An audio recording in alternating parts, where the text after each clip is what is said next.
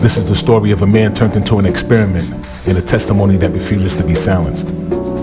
My name is I Am He That Is. Before anyone ever pushed a device into my body, I was already living from a spiritual center, aware, awake, and moving with purpose. I wasn't perfect, but I knew who I was. I carried an identity rooted in I am, created music, built companies, and walked through life with a deep connection to the unseen. I did my time, I made moves, I hustled for my freedom like any man determined to not die in a system that never loved him. What I did not consent to, what I never agreed to, was becoming hardware. In February 2023, inside Dooley State Prison in Georgia, that line was crossed. While I was in segregation, I went to sleep as myself and woke up in the middle of the night to a long, thin silver object like an antenna being pushed into my right ear. I felt the pain, I saw the metal, I tasted blood in the back of my throat. I drifted back into unconsciousness and woke up to a voice that had never been there before. People celebrating that they had me now, bragging about an implant inside my body. That night, I was illegally implanted with a device that turned my nervous system, my chakras, and my consciousness into a live interface. This documentary is my record, not as a victim begging for pity, but as a witness. I am here to document how this implant invaded my ears, my eyes, my spine, my brain, my nervous system, my entire body. How it gave outsiders access to my thoughts, my energy, my past lives, and my future paths. How it has been used to sabotage my legal battles, my businesses, my brand, and my relationships. And how it has become a bridge between covert technology and open spiritual warfare. This is not science fiction. This is not a metaphor. This is my life. You are about to hear detailed testimony of the night of the implant and the voices that came online afterward, the moving pain, the ringing, and the pulling in my spine as energy is siphoned from my body. The ways this system let people spy on my thoughts, read when I'm reading, and move ahead of me to block opportunities and blessings. The fake diagnosis, pill prescriptions, mental health labels, and legal dismissals used to cover it all up. The spiritual tactics, witchcraft, psychic attack, incubus and succubus, destiny tampering, made easy and more violent through this device. This documentary is also tied to my music. Outside of this experience came an album called The Mark of the Beast, a body of work that captures the sound of living inside a technological mark that sees your past, present, and future, siphons your energy, and tries to own your existence from inside out. Under the artist name I Am He That Is, I used that album to turn trauma into sound, testimony into rhythm, and a war into art. The album and this documentary are different expressions of the same reality, a human being turned into a signal, refusing to let that be the final word. What you are about to step into is not just my story, it's a mirror and a manual. As I walk you through what happened to me, how I was implanted, how the system operates, how they covered it up, I will also teach you what I've learned about energy, implants, and protection. This is for anyone who has felt drained, targeted, watched, and been told they're crazy. It's for anyone who senses that mental illness or bad luck doesn't fully explain the patterns in their life. It's for anyone who suspects that technology and spiritual warfare are shaking hands behind the scenes. I am not here to entertain you, I am here to inform you. If you keep watching, you will hear things that are hard to believe, but you will also recognize truths your spirit already knows. You will see how covert implants and spiritual violations can operate together. You will see how laws exist on paper and that quietly admit this is possible. And you will learn practical ways to guard your mind, your energy, and your money, and your identity in a world where being human is becoming a data source. My name is I Am He That Is. This is Illegally Implanted, The Mark of the Beast, the documentary. If you're ready to know what's really happening, press play and listen.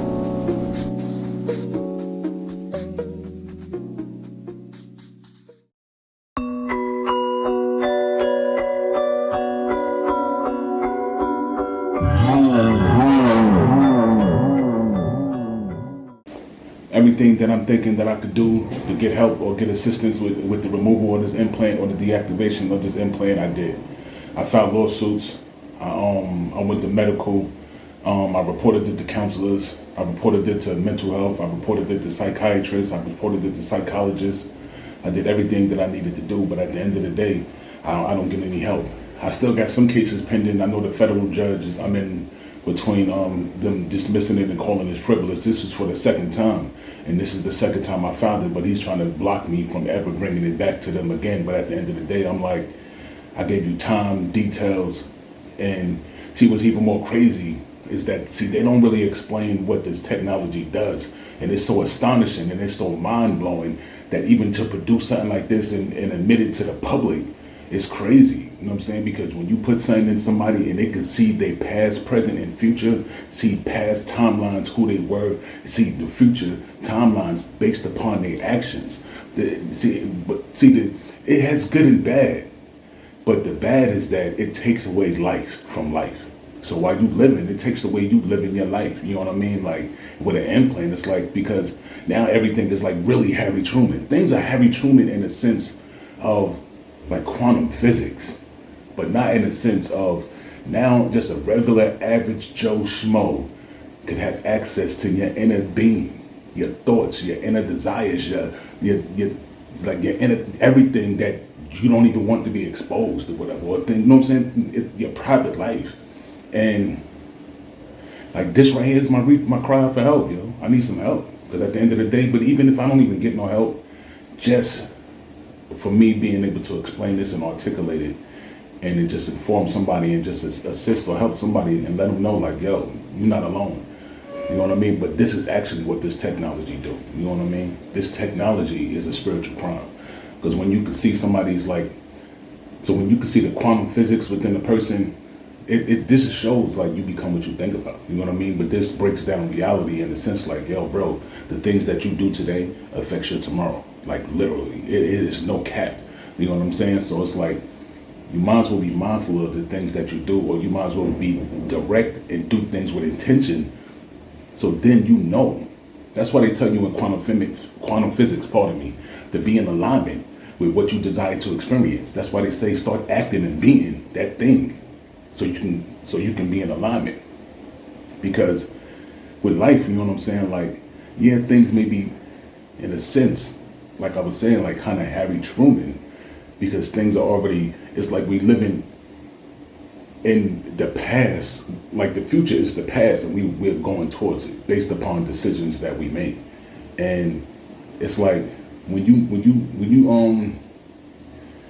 got the opportunity, man, like to know these things are real, and you get like a first-hand glimpse experience to know that, like prayer, like what it does spiritually, like see what this implant does is allows you to see like certain things that like that you would guess or that you can't see, because now you have to lean on faith. You have to believe in the unseen and things that you haven't seen yet. But this implant allows like the people that's participating and have access to this device to see the unseen working. And it's crazy because it's like, if you could see the unseen working, why would you even, first of all, it's a high spiritual crime. You know what I'm saying? But then it's like, why would you even continue and act as if these issues or the situation is just mundane? Like, it's just like, whatever.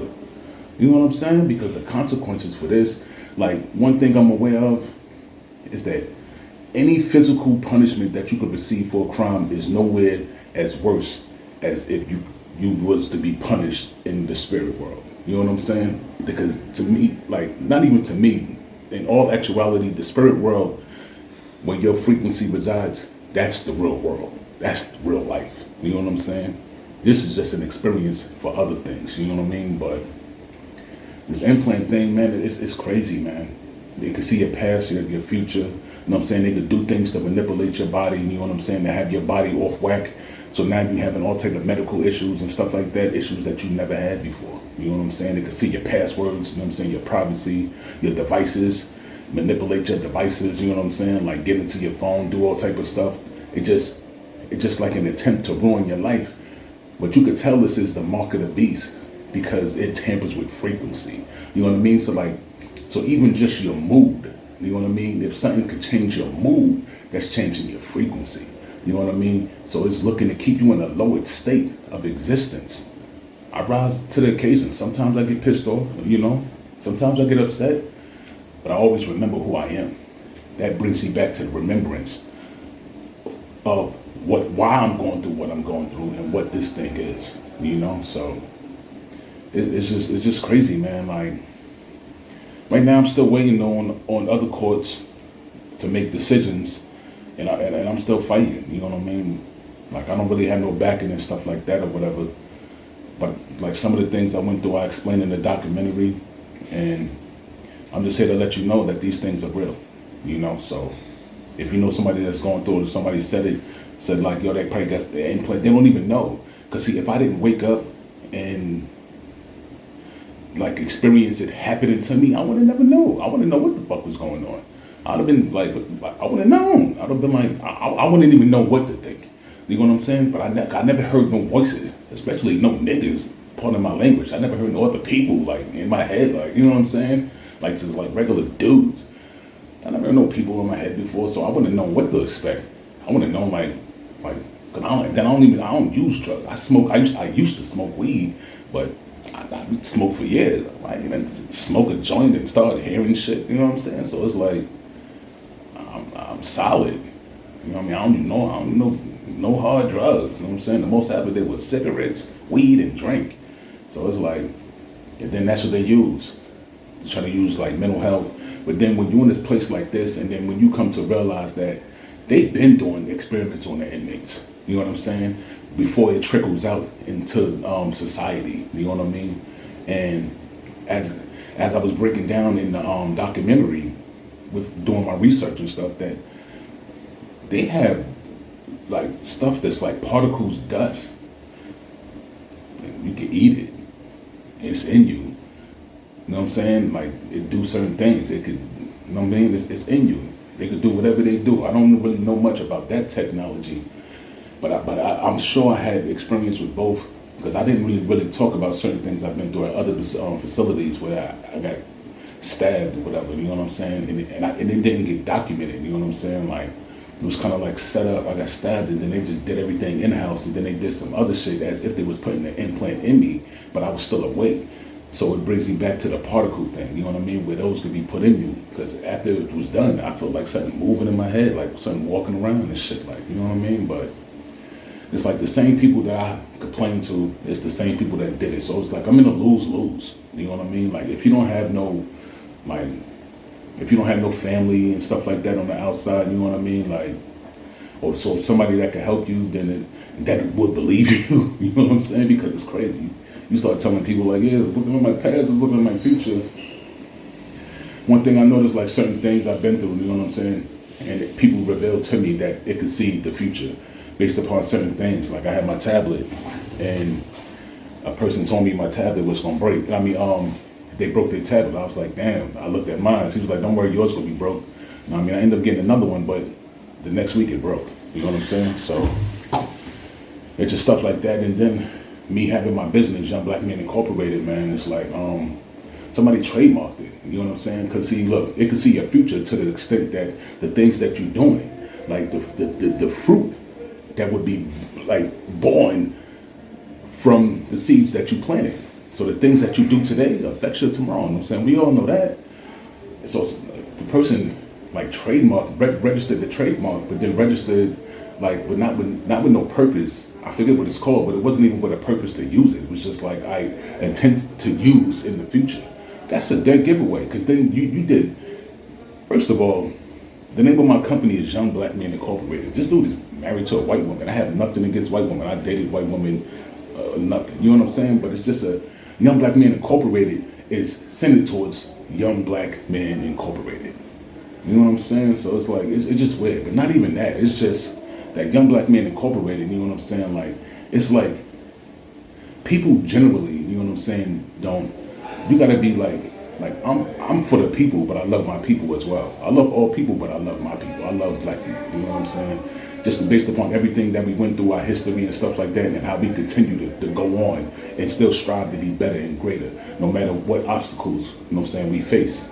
But it's weird, like, how you gonna, you know what I'm saying, like, try to trademark Young Black Men Incorporated with an attempt to use, and you do it for clothing, the same type of clothing that I do, and then you do it for books, children's books, and I got like a slew of children's books. You know what I'm saying? That shows that you had some type of access. To me, it shows that you had some type of access. You know what I'm saying, to my future, because it's like, why would you, like, I'm a man. I'm like, people do things that's weird all the time, but I'm not making no moves unless I'm producing fruit with it. So I'm not gonna be spending money just to be spending money. Well, I'm gonna file a trademark for $700 just to hold it, and I'm not making any moves for it. No, and then you working a regular job. You working at like Publix or some shit. Like, you know what I'm saying? Like, what nigga you know, pardon me, what dude you know working at Publix just gonna give up 700 to a trademark just to hold for the future? Nah, because you seen my future. You know what I'm saying? So these implants, this is what they do. You know what I mean? These are spiritual violations. See, they're not talking about this because this is what it does. I'm just fortunate enough and unfortunate enough to have this happen to me. And now I'm bringing it out. You know what I mean? The federal judge, he wrote me back. I filed it twice. I went to the 11th Circuit. The first time I went to the 11th Circuit or whatever the case may be, and it's, to me, it's kind of confusing. And like, I do the things he say, but then he still kick it back. You know what I'm saying? So I'm like, I don't know what to do, man. Like, but it's wild. So I refiled again. I paid out of my pocket. You know what I'm saying? It was like $400. I paid out of pocket. Like, I don't need to do the form of pappas. You know what I'm saying? That's if you don't have the money. And I just paid it out of pocket. You know what I'm saying? Like, yo, I want this implant out of me. But you know what? I see it now, and just talking now, it hurts, yo. But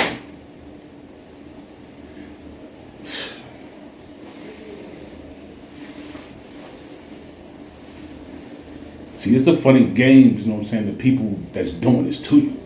But when you live it, I'm talking about you wake up every day, the spiritual violations, bro, it's crazy. It's crazy. Then the blocking. Like, I end up getting a lawyer, you know what I'm saying, to fight my case or whatever the case may be. Because I think now, in hindsight, I'm like, shit, I was set up. I feel like now I was set up for this experiment. You know what I'm saying? How everything happened. You know what I mean? I don't want to get into it because I'm still fighting my case and I'm still going through the proceedings and stuff like that. But, man, yo, it's not a good look, bro. It's not a good look. You know what I'm saying? Because just like certain things, I hired my lawyer, whatever the case may be, and then right after that, like right before I hired my lawyer, a few weeks after that, I was implanted. You know what I'm saying? And then after the implant, you know what I'm saying, the individuals that had access to the implant, see, like I'm not saying my lawyer had access to it, the individual I hired, but he was aware of the implant. I'm not throwing him under the bus or anything, but he was aware, you know what I'm saying, that an implant was in me.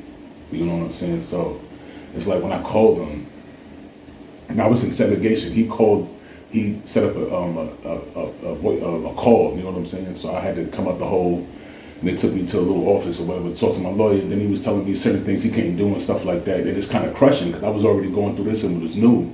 And it basically was the people showing me what type of control they could have over me and the things that they could do to hurt me, to hurt my life. You know what I'm saying? To stop me from doing certain things. I didn't give up. You know what I'm saying? They hack my device. They do certain things and stuff like that make me, like, the attempts to break my spirit. They made me be like, just give up. You know what I'm saying? I keep going. I don't care. I'll be up 3-4 days. I don't care. I'm in prison. Like what? You know what I'm saying? It's like sad when you got to go through this shit in prison with contraband. You know what I'm saying? With contraband. It is what it is. You know what I'm saying? But at the end of the day, it's like, man, it's crazy. You ain't gonna be implanting me with anything and then thinking that you're gonna get away with it or nobody else ain't gonna know. This shit read the future, bro.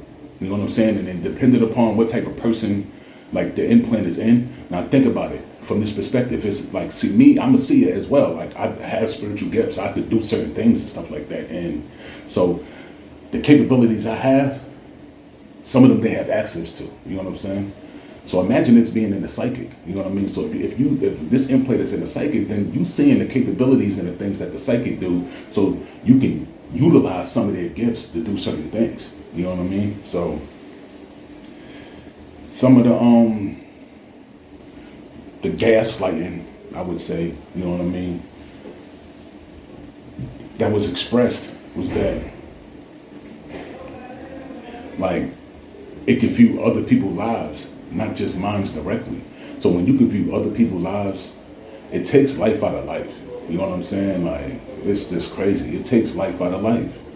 When you can view other people's lives and you got, like, then see a person be thinking that, or this karma, or this is just life, just natural things taking course. But instead you got a fuck nigga with an implant, or a fuck individual with an implant behind the scenes pulling strings just to fuck up your life, or to ruin things you got going on. So to ruin relationships, I had that happen plenty of times. I meet a female or whatever, implant or not, I'm a dude. I like pussy. I mean, I like women. Pardon me. You know what I'm saying? I like women. So I mean, I want to talk to a lady. So it is what it is. I go to talk to a lady that get blocked. You know what I'm saying? So it's like the implant it's really some sucker shit. It's just a hater with extra access to you that get to do some hating shit, you know, and they hate on your life. But it's dangerous too, because like I was saying in the interview, was like as far as like with the like, so like you got like things that like, so like you could have family that done left you stuff, you know, and you don't know that it's you don't know about it yet, but they use it against you. I mean, they don't use it against you, but they use the device to find a way to get the things that are yours. I had a situation happen. This is the only reason why I said it. Like I spoke to people, I was relating to some relatives or whatever, and like the way that it went down, they was talking about a house, and it was talking about they was looking for the person or whatever the case may be. But the way that it went down, it made me realize now that the house is mine. You know what I'm saying? Like, oh, the property is 9 times out of 10 is mine. You know what I'm saying? But I'm locked up, and they trying to figure out a way to get it. And then I went through a situation because this environment that I'm in right now was like, it's messed up. After COVID-19, that shit fucked everything up. You know what I'm saying? You know what I mean? So with good come bad, and with bad come good. But so the implant, man, it do different things. It do a lot of different things, but the public don't really know, and it's not aware. Like, oh, the implant now, it can heighten. When it was turned up, it's not turned up now. When it was turned up, you could be 50 feet away. I don't even have to see you. You could have your hand like this. I hear what you're saying. So it has capabilities and shit like that, but it has negative things too. Like, you know what I'm saying? Like, you put this shit in you, like, yeah, you can have like, see, mine was put in through my ear. Now, I don't know if other ones was put out through my body. You know, I know they got the camera implant too. All this could have been put in me. You know what I'm saying? With the left eye incision thing, you know what I'm saying? Camera incision thing through the left eye. And like, so like mine was put in through my ear, and I happened to wake up during the procedure, then I just drifted back off to sleep. You know, so like I was aware, but like certain capabilities that you could probably do. You know what's crazy? I'm gonna just bring it back. You know what's crazy? I seen it like right before the implant. I was in segregation in another prison. I was in a hole, and I had my phone or whatever, and I was looking at this Chinese dude news clip. It was a Chinese brother. I was looking at this article. He was talking about implants, and he was talking about how it can he do the implants for like $1 million or $2 million, but it upgrades your being, and it unlocks and it do certain things and stuff like that. Lo and behold, like a month later, I was implanted. I was tight. I was looking for this article. I still look for it here and there, but I was tight. You know what I'm saying? Like, because it's like, see, if you do it to yourself and you do it with the intention to unlock DNA and unlock potential, then you can unlock all those hidden, those hidden superpowers that they say we have, because we really do have them. And I experienced one of them is that's clairaudience. I'm talking about 50 feet away, 100 feet away. You can be behind a wall. I see your head. As long as I see your body, I can hear what you're saying. I can just look at you. But then it's like some spidey senses type shit. But then another thing, you know what I'm saying? It brought me back to the remembrance. Like I always knew who I was and who I am, but it brought me back to the remembrance of who I am. And it's like, and it just affirmed it and firmly planted it, you know? Like when it was first put in me, like somebody else, because first it was like 2 women and then like 3 or 4 dudes, you know? I don't want to put them out there, but I'm aware of who they are, you know what I'm saying? Like some of them I don't know, but I'm aware of like the connection that they have to me, and because the reasons why they did this, you know, it was done for revenge. But another individual was brought on was a female, and this is why I say it's spiritual, because she was attempting to get me to deny who I am, and I stood firm. You know what I mean? So The implant is the mark of the beast. Whenever you could change somebody's frequency and stuff like that, and whenever you could do things and you could see things spiritual and all this stuff, you know what I'm saying? It's the mark of the beast. You gotta be careful, man. You gotta be careful when you're going out, hanging out with people. You gotta be careful who you are. If you consider yourself to be chosen or a chosen person, you need to be careful because your ass is under attack. You need to be careful. Coming to certain states like Georgia and stuff like that, and like down south, you go to New Orleans. These are known places. Like as soon as you go to New Orleans, you go to Bourbon Street and all that, the first thing you see on the block is voodoo dolls. So you know what type of shit they into. Vampires, all that shit is real. You know what I'm saying? They got different vampires. You know what I mean? Energy vampires, sex vampires. You know what I'm saying? They out here siphoning energy. You know what I mean? I had to go through all this stuff, like to realize, like that witchcraft was real. Incubus, succubus. I went through all that. You know, being attacked in my sleep. And one thing I say that the implant makes it easy for them to do witchcraft on you because they have direct connect. They have a direct connection. They have a direct line. Without the implant, like for me, it's damn near impossible. But with the implant, it's easy. You know what I'm saying? Like, so I have to stay and pray. I've been taking spiritual showers for about 3 years now. You know what I'm saying? About 2.5 years now. So I stay having to take spiritual showers. I stay having to sleep with salt. You know what I mean? I sleep with water, a bowl of water under my bed. And that just helps you with your dreams. It helps you with your dreams, and so you dream. Because a lot of us, we don't really know, and we're not taught this stuff. So we just go about our life and we just be living. But then once you realize that everything is spiritual, and everything is a spiritual attack for the good or the bad. Like then you start to see, you be like, oh shit, you know what I'm saying? Everything is spiritual. Then you start to watch what you say, you start watching what you do. You got to be mindful. You're going out, you're hanging out with certain people. Like I was saying before, you consider yourself to be chosen. You consider yourself to be a special person. You got to pay attention. You have to pay attention. It's a must that you pay attention. You got to protect yourself at all times. Like one thing that got me caught up, man, was females. Females, you know, and I was under attack by females, by lust. That demon was on me. And that's one of the things that got me caught up, you know. Like I ended up getting caught up with, I don't know if she was a witch or whatever the case may be, but I slept with this female or whatever, and I woke up, she was whispering in my ear, you know what I'm saying? And then there was certain things that transpired after that. And I became aware years later, through hindsight, that it was because of that.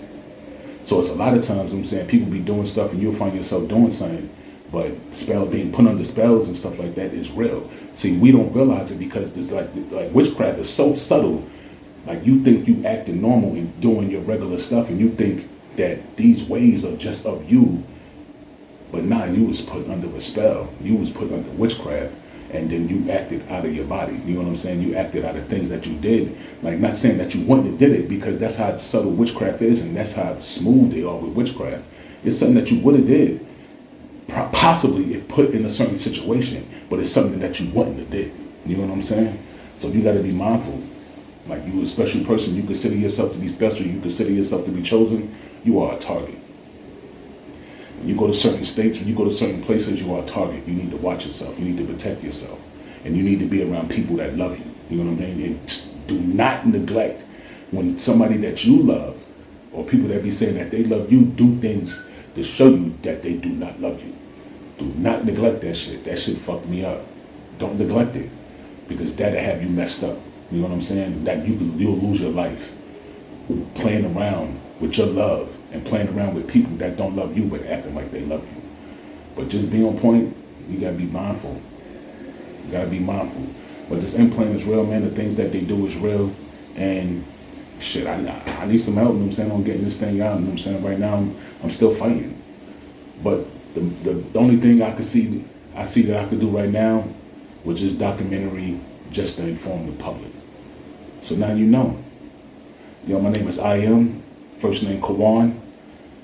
I'm the owner of Young Black Man Incorporated. As an artist, my name is I.M. He That Is. So check me out. I got music on all platforms. You know my slogan, you become what you think about. Yo, I love y'all.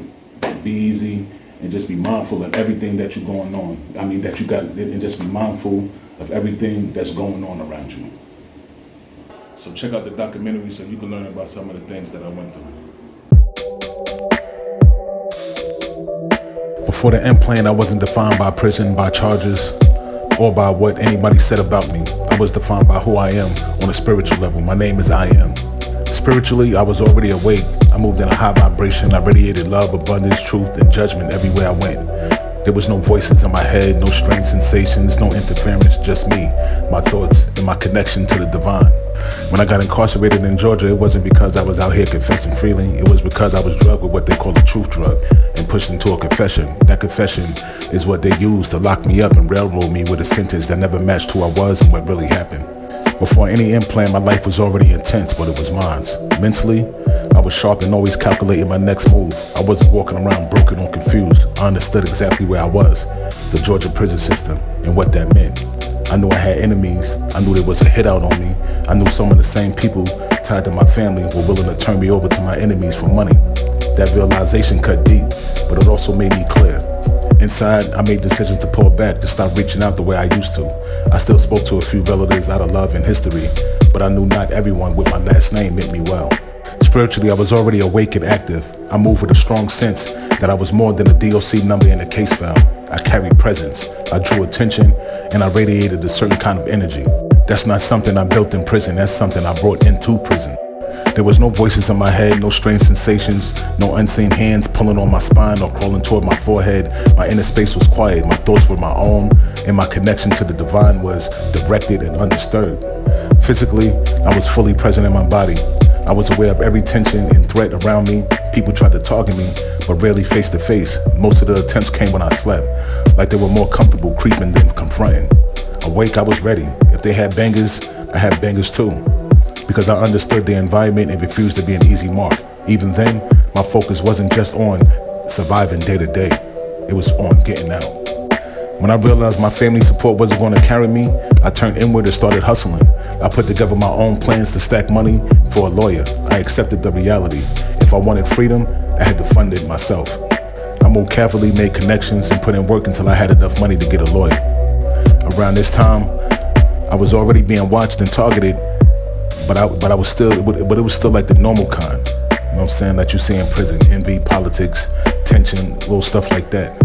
Internal invasion, that will come later. That's the picture of my life before the implant.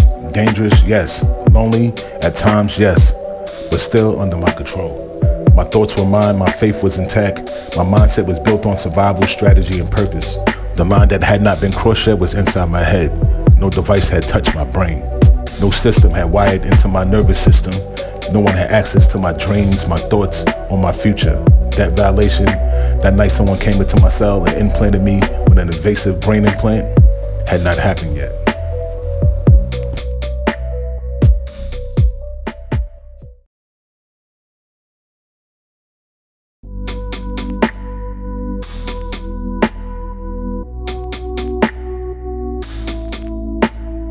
The night of the implant.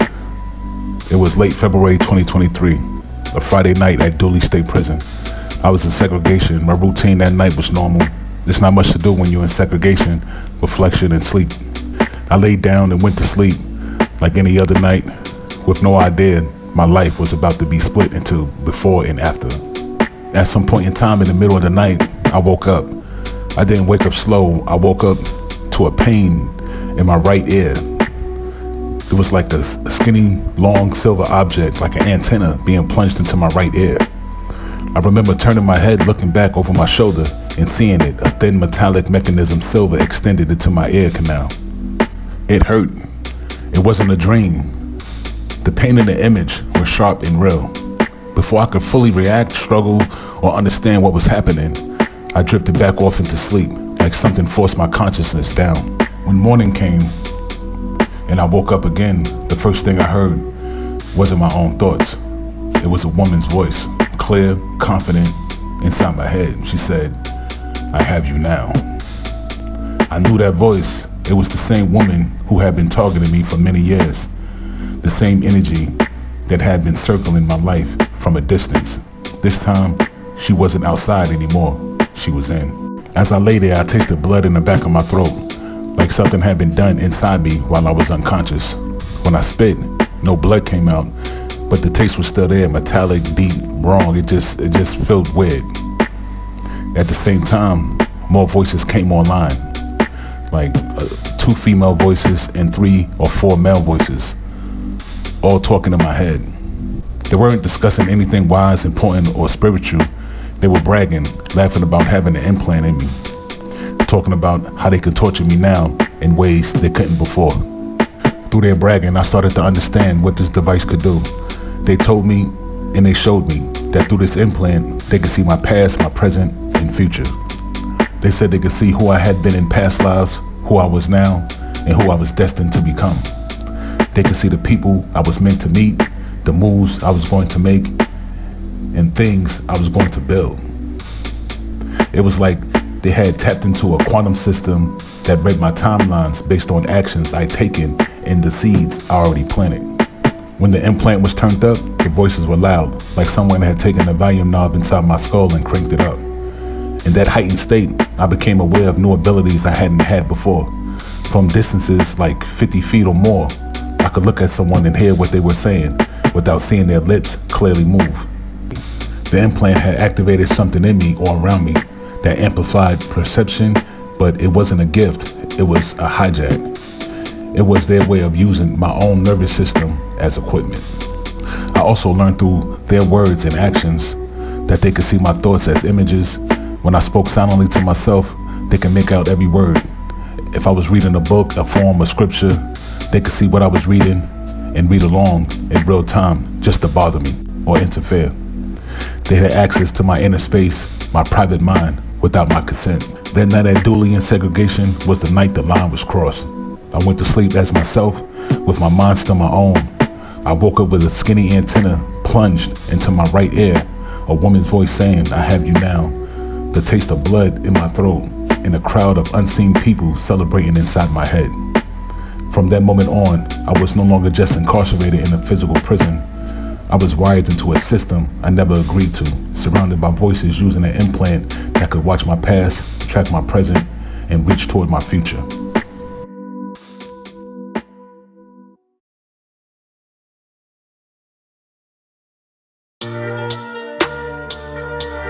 Waking up changed. In the first hours after that night, the biggest change wasn't physical at first. It was constant rambling in my head. The same group of people who celebrated the implant were now talking non-stop, like they were testing a new toy. They weren't saying anything wise or meaningful. It was pure bragging and noise. As they played with the device, I realized that they were learning its controls by watching what it showed them. My thoughts, my images, my inner world. I became aware that they could see pictures of what I was thinking, like screenshots in real time, and they could make out every word I spoke internally, even if I never opened my mouth. Headaches started soon after and have never fully left. The pain is not just a dull ache, it feels like something moving inside my head. The implant is not fixed in one place, it moves. It's mobile, like a nanobot or a cluster of tiny mechanisms that can travel to different points in my brain. At times, it feels like small hands gripping or attaching themselves to a spot in my head, creating a sharp grabbing pain. On a scale of 1 to 10, the pain sits around a 7 on most days, but it can spike up to a 10 when they push it. Along with pain comes ringing, mostly in my right ear, sometimes in my left. It's not random, it feels like a targeted interference in my frequency. Spiritually, I recognize that ringing as more than just a medical symptom. The spirit world communicates through frequency, sound, and vibration. This implant feels like an attempt to hijack that system, to alter, mimic, and capture the frequencies that move through me. It doesn't just observe, it spies. It behaves like spyware for the soul, logging the energy I emit, how I respond, what my frequency does when I pray, think, or create. In the days that followed, there was a major shift in my consciousness. A new female presence made herself known through the implant. I could tell she was operating like a witch or a psychic, working through spiritual manipulation. For about 30 minutes, she pressured me intensely to deny myself, pressing hard on me to reject who I am. I stood in my power and answered with "Ow," declaring my identity and alignment. The moment I did that, she became aware of the depth of who I truly am. That exchange showed me clearly they already knew who I was, and they were trying to get my agreement to deny myself so they could gain deeper access through witchcraft and spiritual consent. My thoughts themselves didn't suddenly turn strange, but my relationship to them changed. Under attack, my spirit naturally withdrew from expressing certain things freely. It's like a part of me pulled back from casual random thinking to protect what was sacred. Instead of letting my mind wander openly, my thoughts became more focused and deliberate. That withdrawal was a defense, and in another way a gift, because now when I think on something, I direct a concentrated energy toward it instead of scattering my mind where they can play. Physically, my spine began to speak, especially as time went on. I started to feel a tingling, pulling sensation in the center of my back, like something was attached there and drawing on my energy. When I was about to do something spiritually powerful, speak in my authority, move in purpose, or focus on higher things, that sensation would intensify.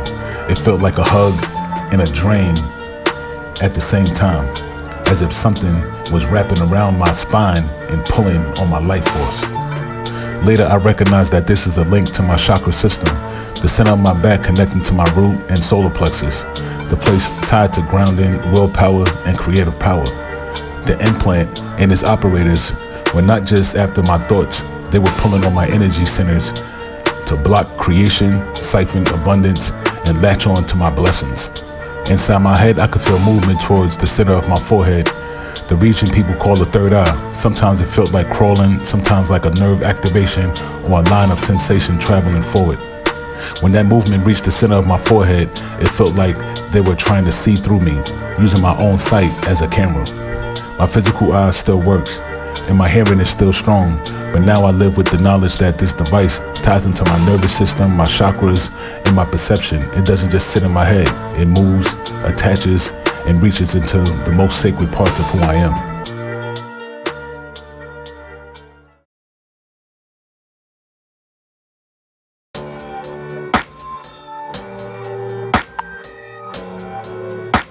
The voices in the interface living with the implant.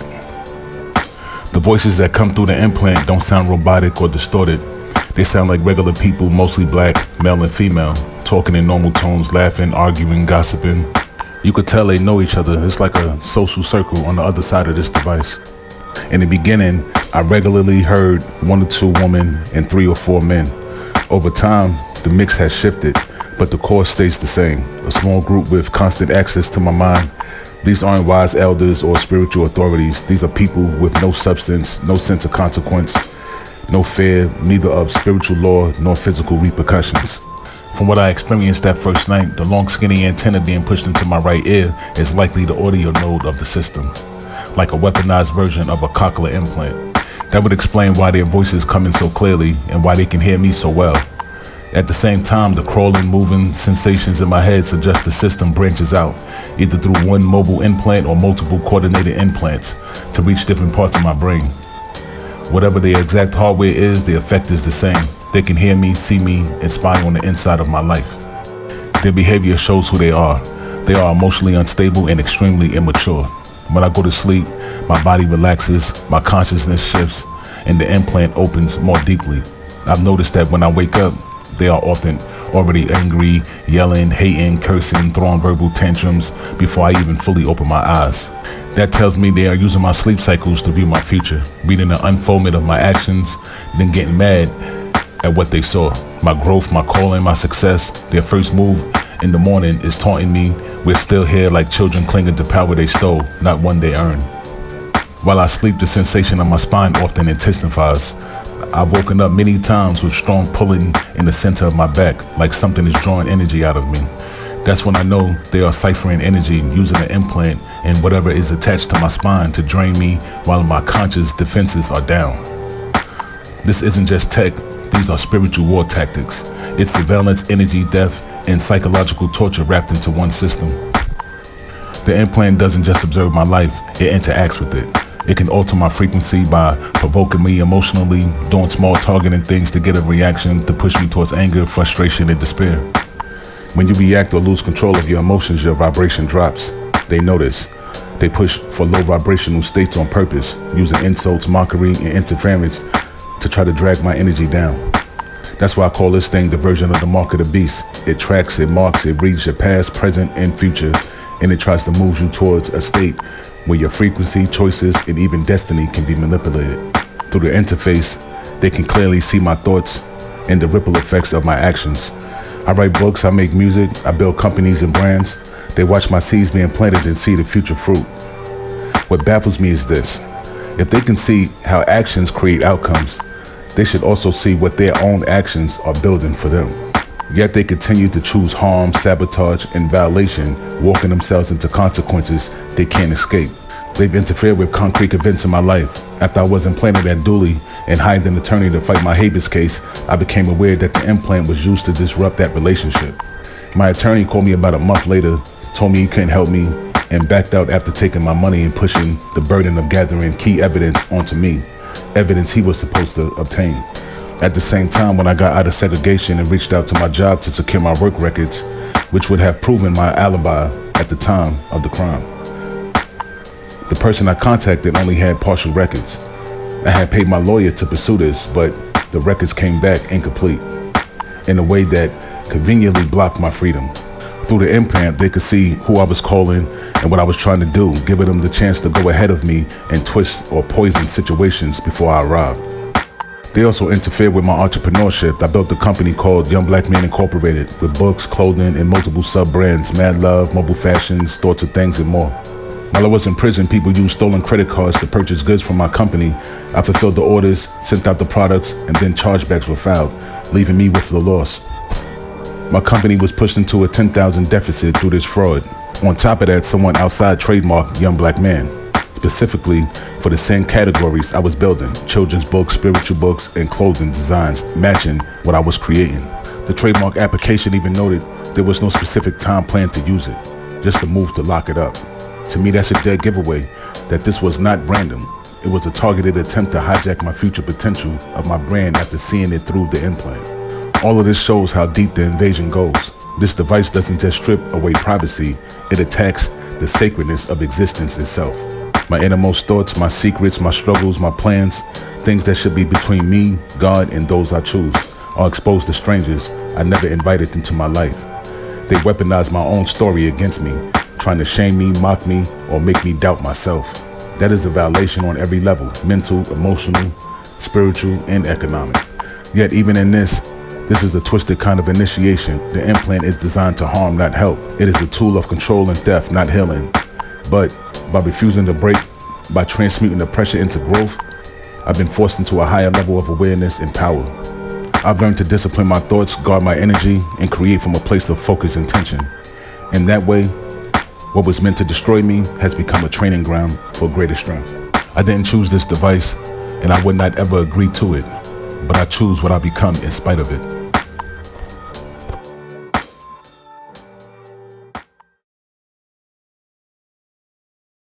The body zones: ear, eye, spine, brain. This system is not random. It is structured like a network with 4 primary nodes: ear, eye, spine, and brain. Each of these is both a biological structure and a spiritual gate. In this documentary, we see how an implant can use those gates to spy, siphon, and attack through the nervous system, the chakra system, and the mind. Ear node: the audio gate and frequency hijack. The story begins in the right ear, where the subject first saw and felt a long, thin, silver object forced into his ear while he was asleep.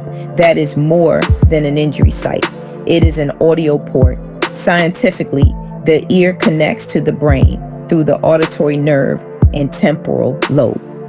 Medical devices such as cochlear implants are already used to convert sound into electrical signals that stimulate the auditory nerve, allowing the brain to hear audio that doesn't travel through the normal eardrum path.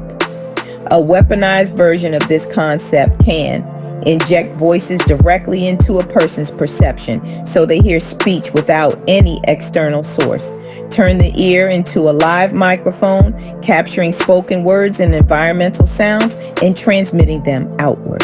Spiritually, the ear functions as a gate of faith and command.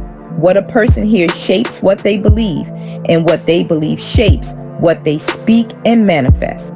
When someone gains non-consensual access to this gate, they can flood the inner space with mockery, hate, and confusion, weakening focus and spiritual confidence. Imitate spiritual communication by speaking into the same inner channel where intuition and divine guidance would normally be received. In this way, the ear node acts as spiritual spyware. It hijacks the audio channel linking a person to God, their higher self, and their own thoughts, overlaying it with external voices that ignore both human law and spiritual law. Eye/forehead node. Surveillance of sight and thought. The second major node is the eye and forehead region. In the subject's experience, there is a recurring sensation of movement inside the head, traveling toward the center of the forehead, what many traditions call the third eye. When the sensation reaches this area, it feels as though a spiritual camera has been switched on. Esoterically, the third eye or brow center is associated with inner vision, intuition, and perception beyond the physical. Numerous spiritual systems link it to the pineal gland and higher states of consciousness. Some teachings go further, suggesting that a counterfeit mark over this center symbolizes an artificial block between a person and their higher self or divine connection. In this documentary's context, when the implant's activity concentrates near the forehead, several effects are described. Enhanced surveillance. External operators seem able to see what the subject is seeing, including text he reads and objects he focuses on. Thought image, spying. Inner images and mental pictures are perceived as if they were screen captures of his mind. Real-time interference as he reads. The voices read along, mock, or interrupt, breaking concentration. Biologically, the forehead region houses key parts of the prefrontal cortex, which governs planning, decision-making, and self-control, all closely linked to visual and emotional processing. Targeting this area via an implant or directed signal can distort perception, altering how one interprets what is seen, disrupt focus and judgment, warp emotional responses to thoughts and visual input. Spiritually, this node represents an attempt to intercept vision, both literal and prophetic. It places a counterfeit lens over destiny so that others can watch future paths as they open. Move ahead of the person to sabotage key opportunities such as legal help, evidence, companies, or trademarks. Mimic prophetic insight while in reality, acting as thieves of destiny.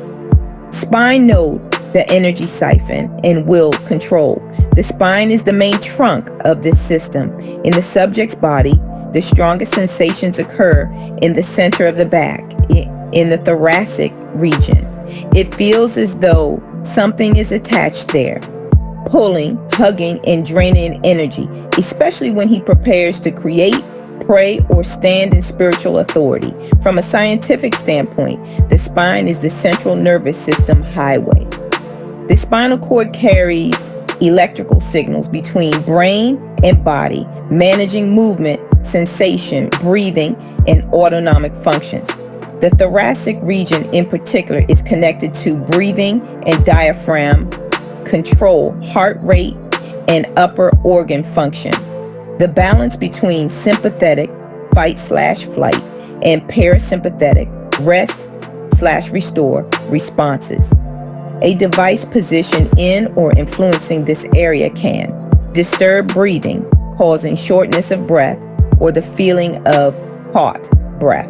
Manipulate heart rate and stress responses. Interfere with the vagus nerve, which contemporary research links to mood regulation, stress recovery, and emotional balance. Esoterically and spiritually, the spine is the pillar of the chakra system, the central line along which the 7 primary energy centers are mapped: root, sacral, solar plexus, heart, throat, brow, crown. Multiple sources note that chakras roughly correspond to nerve plexuses and critical zones of the nervous and endocrine systems. A spinal implant in the region described can therefore impact several centers. Root chakra, base of spine, linked to survival, grounding, stability. Draining this zone can increase fear, insecurity, and instability, making a person easier to control. Solar plexus chakra, upper abdomen / mid spine, associated with willpower, identity, and personal power. Siphoning here undermines confidence and the ability to act decisively while feeding others who tap that power. Heart center and vagal network, chest / upper spine, connected to love, empathy, and emotional regulation. Manipulation here can create emotional swings, numbness, or intense reactivity, making induced attacks feel like natural mood states. In the subject's description, whenever he moves toward his purpose, speaking in authority, praying, creating, the pulling in his spine intensifies. This suggests intentional design. The node is responsive, reacting to spiritual activity and trying to clamp down on it, like a hand squeezing a hose of light. As a result, the spinal node operates as an energy siphon, drawing off life force and spiritual power.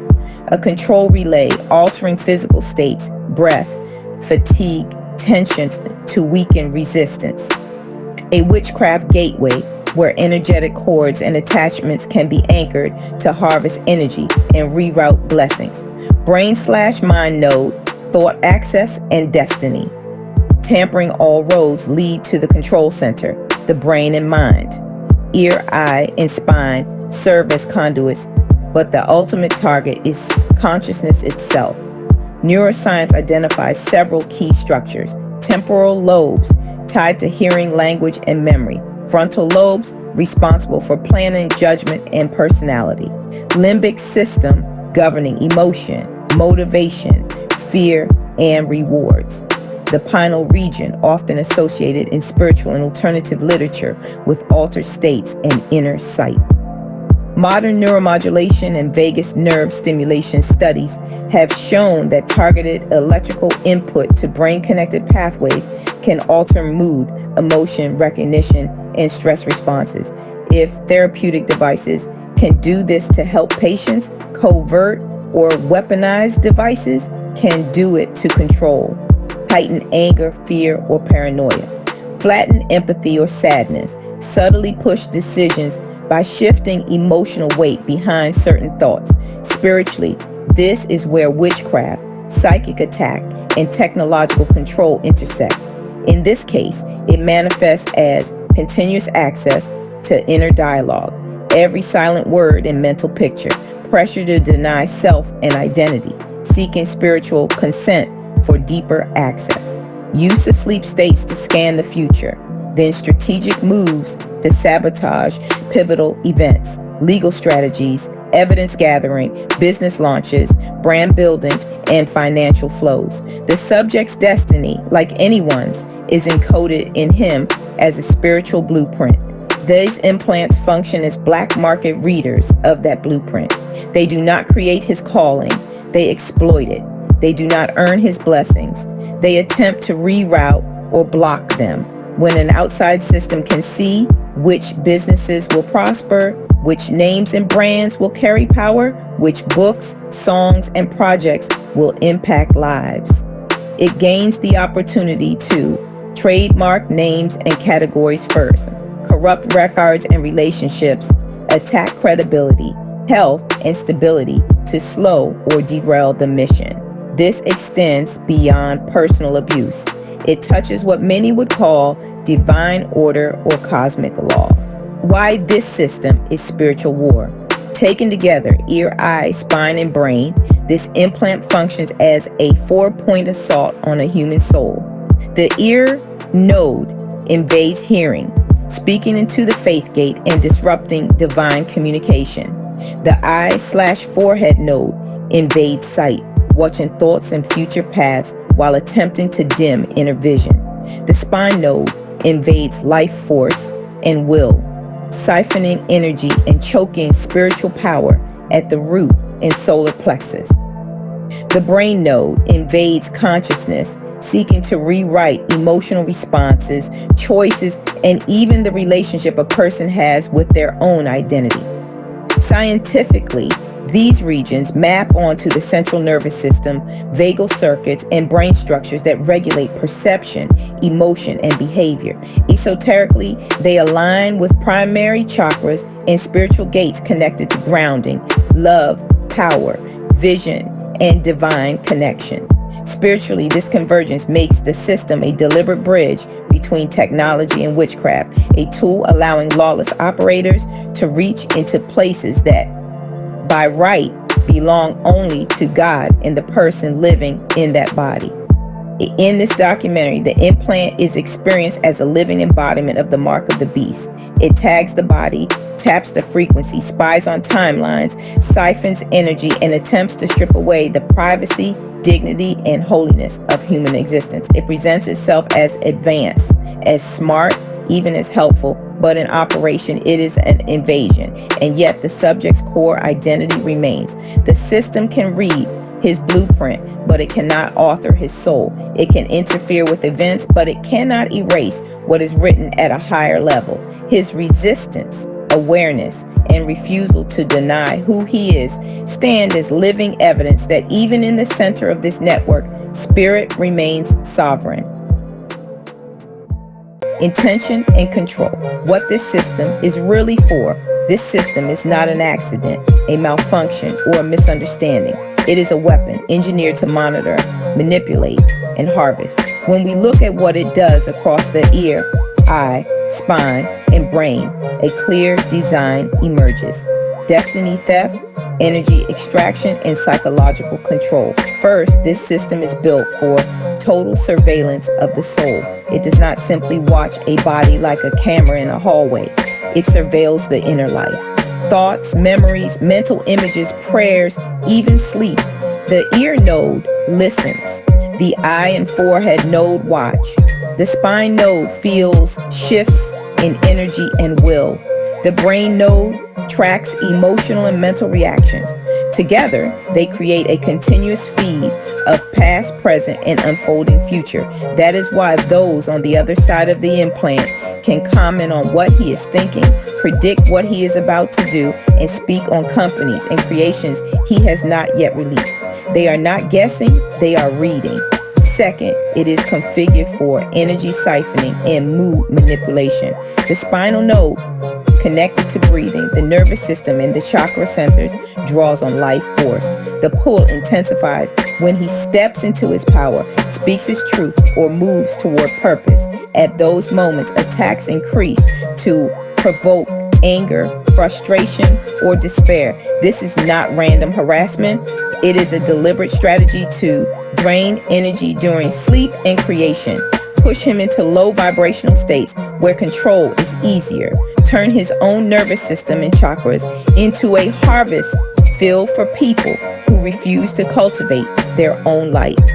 Third, the system enables strategic interference with his timeline because it can see how his actions are unfolding into future outcomes, legal moves, business plans, creative work, spiritual growth. It allows operators to move ahead of him in the physical world. This is how a lawyer who has been paid can suddenly back away and leave him without representation.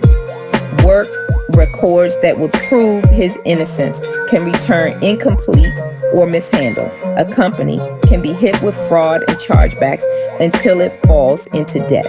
A brand name and exact product categories can be trademarked by someone who has done none of the work but wants to own the fruit. This is destiny tampering. The implant is used to see where God, purpose, and his own discipline are taking him, and then to reroute, delay, or hijack that path for someone else's gain.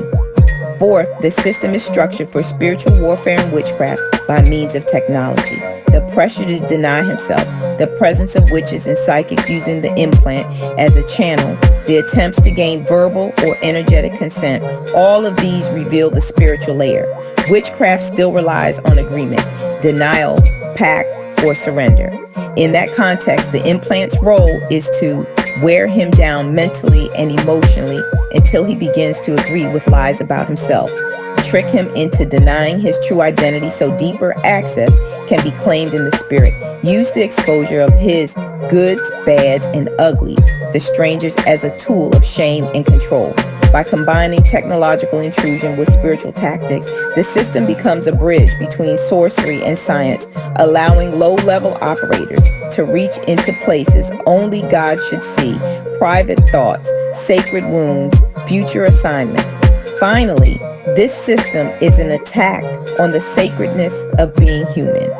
A human life is meant to have privacy, spaces where thoughts, struggles, and prayers are known only to the person and the Most High. When a device exposes a person's innermost secrets to strangers who laugh, mock, and weaponize that knowledge, it does more than violate legal rights. It desecrates the temple of the person's being. It attempts to turn a living soul into a monitored asset, a data stream, a battery. And yet, even under this assault, there is something this system cannot touch. Core identity. It can read his blueprint, but it cannot author it. It can interfere with events, but it cannot erase what is written over his life at a higher level. His refusal to bow, his choice to keep creating, building, praying, and standing in who he is become the evidence of a deeper truth. Even inside a network built for control, spirit remains sovereign.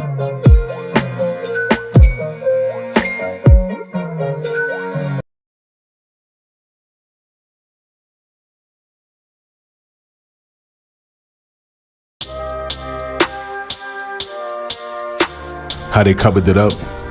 From the moment I reported what was happening, the system around me moved into cover-up mode. They didn't move into investigate, they moved to explain away, to label the drug, and to bury the truth under fake diagnosis and paperwork tricks.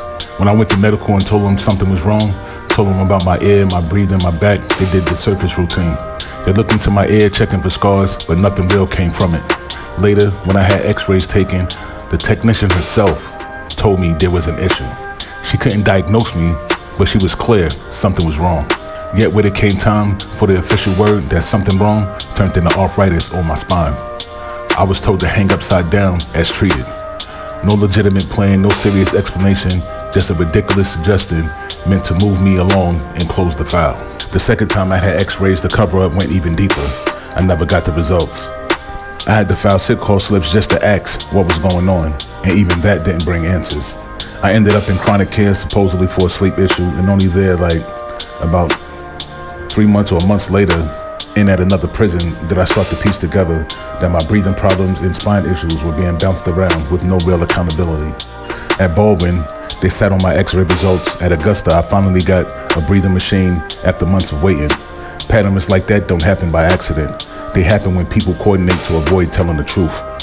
What they offered instead of truth was pills and labels, Advil, Excedrin, ibuprofen, and an asthma pump. None of these fixed the core problem because they were never meant to. They were band-aids and distractions, ways to say we treated him without addressing the implant, the surgery, or the pain that moves and behaves like a device, not a disease. When that didn't ease my testimony, they shifted to the classic tactic, mental health labeling. They tried to push me into a mental health box, level 3, talk of schizophrenia, accusations that hearing voices meant I was crazy. But the truth is simple. I never heard voices in my life until after that night. Until after I woke up with a silver antenna in my ear and blood in the back of my throat. If I hadn't woken up during the procedure, they could have easily called it a delusion forever. Because I did wake up, I know exactly what happened. I know this is not just in my head. It's in my body, wired into my nervous system, affecting my sleep, my spine, my skin, my thoughts. The federal court joined the cover up in its own way. When I filed, I gave them dates, places, times, even the fact that I woke up during their incision. My case was dismissed as frivolous and failure to state a claim, as if waking up in the middle of a non-consensual implant surgery and living with the ongoing consequences is a joke. You can't honestly call something frivolous when a man names the prison, the month, the year, the physical sensations, the aftermath, and the ongoing harm. That dismissal wasn't ignorance. It was a choice, a decision to look away rather than admit that this technology and these people are doing this to inmates. Inside the prison system, I've been moved from facility to facility, and every time I arrive somewhere new, I go to medical and report what's happening. Every time they do nothing meaningful. They control the medical records, so they control the official story. They can write arthritis where there's an implant. They can write mental health where there's spiritual and technological assault. They can omit findings and bury test results. As an inmate with no family backing me, I'm expected to accept whatever they've written as the final word. On the spiritual side, the implant opened up doors for things like incubus and succubus attacks, skin breakdowns, thyroid issues, cholesterol issues, and target spiritual harassment. I had to learn on my own how to fight back, sleeping with salt, placing a bowl of water with salt under my bed by my head to protect my dreams, using prayer and spiritual practice to reclaim my space. These things work, which tells you this isn't just mental illness. It's a spiritual war being amplified and made easy through the implant. Without the device, these people and entities would never had such direct access to my body and my energy. The people on the other end of the system are sadistic and childish. They use the implant to press on nerves, distort my vision, ache different parts of my body, and laugh about it. They play with my life like a game. The official structures, doctors, records, courts, labels become their shield. Mental health codes become tools to discredit me. Schizophrenia becomes a word that they throw at me so that no one has to believe a man who woke up in the middle of a secret operation, being illegally experimented on against my free will. But I refuse to be gaslit. I know what I experienced. I know when it started. I know how it feels, how it moves, how it responds when I pray, when I speak, when I stand in my I am identity. I know that technology like this is being sold to the public as helpful and medical, while its darker capabilities, destiny reading, energy theft, spiritual access, and full spectrum surveillance are hidden. This isn't just a bad diagnosis, it's a designed concealment of a crime that reaches from prison halls to civilians, from regular people to those in power. So when they say arthritis, nothing showed up, mental health, or frivolous, I hear what they really mean. We know we're involved, and we are not going to admit it.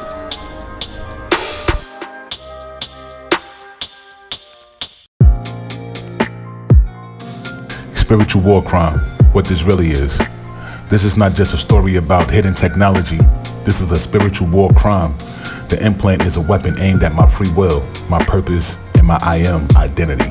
On a daily level, the people using this device act like flies, small, noisy, and constantly circling. They buzz in my head with gossip, lies, insults, and distractions. If you let it, that kind of presence can pull your attention away from the work you're supposed to be doing. Writing, building, praying, creating, healing. Every time they talk nonsense when I'm focused, every time they stir negativity when I'm in motion, it is an attempt to pull me off my path. That's the first way this becomes an attack on free will. Not by forcing my choices, but by relentless distraction designed to wear down my focus and steal my time. The second level is deeper and darker, tampering with destiny and relationships, because the implant gives them insight into my future, who I'm meant to meet, build with, love, or partner with. They can move ahead of me to poison those connections. They can take people I'm supposed to work with or be with and reach them first with rumors and twisted versions of my life. Then they could turn open doors into blocked paths. But even here, I see the spiritual law. Anyone who allows gossip and lies to move them against me is revealing themselves. I don't want people in my life who abandon their own discernment to follow whisperers. So even when they use the implant to block people from me, it becomes a filter. Those removed are not for me. Those who stay or still find me, despite the interference, are real. Still, this doesn't change the fact that this system is a direct assault on purpose. It creates roadblocks, lawyers turned away after being paid, mail returned with can't be forwarded despite the correct address, trademarks and brands targeted after my work built their value. It looks at where my actions are leading, freedom, success, impact, and then introduces delays, detours, and attacks. Even so, there is a limit to what they can touch. Technology can interfere with events, but it cannot sit on the throne of existence. The universe, God, the deeper laws of reality still outrank any implant. If existence decides they have gone too far, existence can remove them. even if that means their lives end under the weight of their own choices. The third layer is sabotage through access to what I don't know yet. If there's for an example, if there's property, inheritance, or anything else meant for me that I haven't been told about, they can see that through the implant long before I do. They could attempt to forge signatures, slide paperwork underneath other paperwork, and manipulate documents to steal what is meant to be mine. I have seen attempts at this, people trying to layer signatures, shady forms, and corrupted processes. That's not paranoia, that's lived experience in a world where greed will push people to do almost anything for money and control.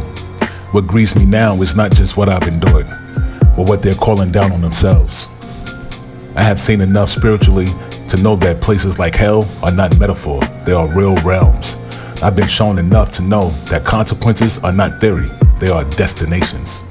When you know the laws, that energy returns to its sender, that negative deeds bring negative harvest, and you still wake up every day to do harm, you are writing your own sentence. These people use this implant to commit daily violations, speaking curses, performing spiritual attacks while I sleep, invading my vessel, disrespecting my humanity. They know now what this means for them, and still they continue.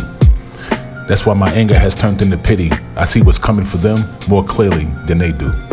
Every negative act, every night of spiritual assault, every lie, every sabotage is a seed. And the law of return is simple, like 1 + 1 = 2. You cannot plant 3 years of attack and then hope for peace. The grief I feel is partly for myself, but even more for the judgment they've chosen. Because once you know these laws and keep violating them, you are not ignorant, you are stubborn. And stubbornness against divine order never ends well. This is why I call this a spiritual war crime. It's not just that they use tech on me, it's that they use the tech to violate my free will by constant psychic noise and targeted emotional manipulation. Attack my purpose by intercepting opportunities, relationships, and evidence. Trespass against my I am identity by trying to get me to deny who I am so they can gain spiritual rights over me. And all of this is happening in a state that already knows the danger. Georgia has a microchip law that makes it illegal to implant a person with a microchip against their will. Laws like this don't appear out of nowhere. Lawmakers only write them because they already know what this technology can do and what it can become in the wrong hands. That law exists to protect people exactly like me from exactly what was done to me. So when a judge called my case frivolous or failure to state a claim, while a state law already recognized non-consensual implantation as a crime, that's not justice, it's complicity. This is the truth of what this implant is. A technological device used as a spiritual weapon.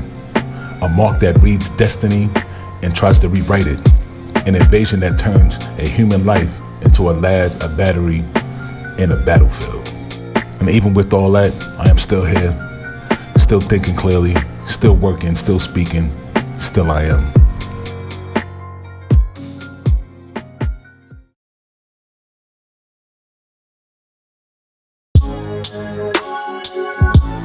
My ongoing evidence, life inside the experiment.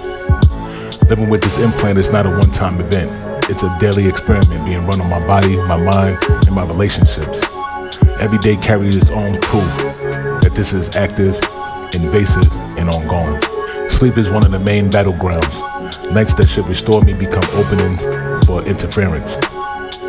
I felt my spine pulling hard, like a pulling sensation on my spine while I sleep, my breathing shifting, my heart rate changing, and my dreams being invaded.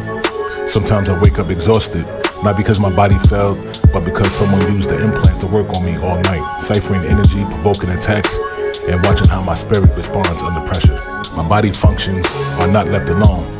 There have been times when my bowel movements are suddenly manipulated, held back, forced, or twisted in timing, as if someone is pressing buttons on a system that should be private and automatic. My heart rate and breathing can be pushed into discomfort, tightness, or irregular feelings, especially when I'm calm and centered, as if the goal is to drag me out of peace. None of this happened before the implant. It began after, and it continues, forming a pattern of physical interference that matches the spiritual warfare I feel. Relationships are not untouched, they are targets. This implant has turned parts of my life into something like the Truman Show, except it's not entertainment. it's violation. People with access talk as if they could sell access to my inner world, as if my life is a subscription or a feed that others can pay to watch. That means strangers, regular civilians out in the free world can be invited to look into my most private space, my thoughts, my emotions, my reactions, as if I'm a channel and they're just changing stations. Potential relationships, business connections, even people who might want to help can be infiltrated ahead of time by the same voices who spy on me, turning what should be genuine human connections into something contaminated and monitored. Spiritually, I had to build an ongoing defense system just to live.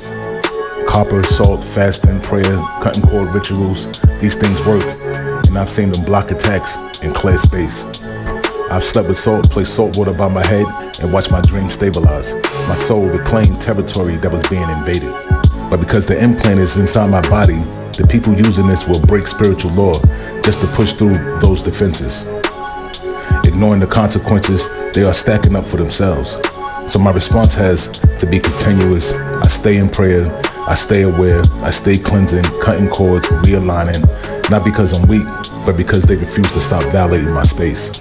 Emotionally, I remain grounded. I know my value, I know my worth. I understand that this is a spiritual attack laid on top of technological abuse. I don't want strangers in my energy. I don't want my life sold as a private show, and I don't want people I don't know or trust sitting in my head like spectators or anyone for that matter. But instead of breaking me, this has sharpened me. I take what I lived through and put it in my music, my books, my words. Sometimes I speak on it directly, sometimes I quote it, but either way, I use my platform to inform people of the power within them and to let anyone going through something similar know you are not crazy, you are not alone, you are not powerless.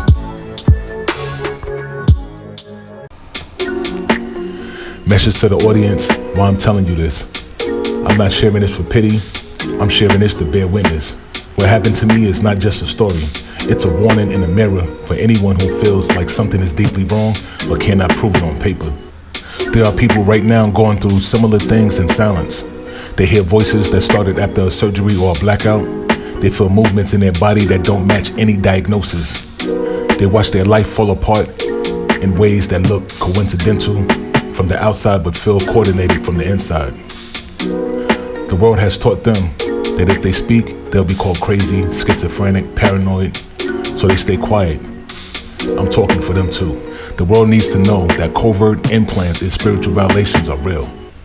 Not as a movie plot, not as a theory, but as a lived reality. Laws are already being written about non-consensual microchip implantation, and multiple U.S. states have banned forced human microchipping because lawmakers recognize the potential for abuse and rights violations. You don't create those laws for nothing. You create them because you know what's possible and what some people are willing to do. People also need to understand how this tech can be abused in ways that look natural from the outside. Imagine an implant placed in a psychic or a highly intuitive person. This device doesn't give the operator spiritual gifts, it steals access to someone else's. Through that stolen interface, they can see into other people's futures, relationships, and paths. They can sabotage opportunities before they appear, break up marriages, partnerships, and collaborations that were never theirs to touch. Cause random losses, delays, and accidents that look like karma or bad luck, but really targeted interference. Now stretch that further. Imagine implants being used in secret, off the books, not by hospitals with ethics boards, but by people with no moral code, using black market technology. We already live in a world where brain-computer interfaces and implantable chips are being developed by companies and discussed by ethicists and raising serious privacy and neural rights concerns. Now picture pieces of that tech being leaked into underground markets. People being sedated at parties, hotels, in their own homes, then waking up with no memory and new symptoms. Substances slipped into food or drink to knock someone out long enough for an injection or minor procedure. Small devices or nanoscale tech inserted under the skin, near nerves or close to the skull, undetectable in a quick exam, but powerful enough to transmit and receive. In those spaces, consent is gone. There is no surgery form, no ethics review, no medical records you can request. There is just someone with money or motive, and someone else treated like hardware. Your body becomes a product, your mind becomes a data stream, your future becomes exploitable information. Once an implant like this exists in a person, the abuse doesn't stop at surveillance. It can touch your relationships by feeding others private information or false impressions about you, your finances, by seeing opportunities, inheritances, or assets before you do, and moving in to intercept them, and even your passwords. Your spiritual life by riding on your gifts, your visions, your prayers, and turning them into tools for people who don't respect spiritual law at all. I'm telling you this because if you ever meet someone who knows too much about you, details you never told them, patterns they should never be able to see, you may not be dealing with just intuition. You might be dealing with someone who has access to technology that violates spiritual and human law. And if you're experiencing strange symptoms, voices that started after a procedure or a blackout, moving pain, targeted interference in your life, it may not be just mental illness. It may be a mix of tech and spiritual attack that the current systems don't want to acknowledge. I'm also telling you this because black market versions of advanced tech will always show up before the public is ready to admit they exist. When legitimate researchers and ethics warn that nanotechnology and implants could allow third parties to capture, monetize, and manipulate our thoughts and feelings, if misused, they are admitting the door is already open. If the legal world is already debating bans and human rights protections around microchips and brain devices, then you can be sure that unregulated actors are already experimenting in the shadows. So this message is to you. You are not crazy for sensing that something is off. You are not weak for feeling attacked in ways you can't explain. You are not alone if you feel watched, drained, or targeted beyond normal life.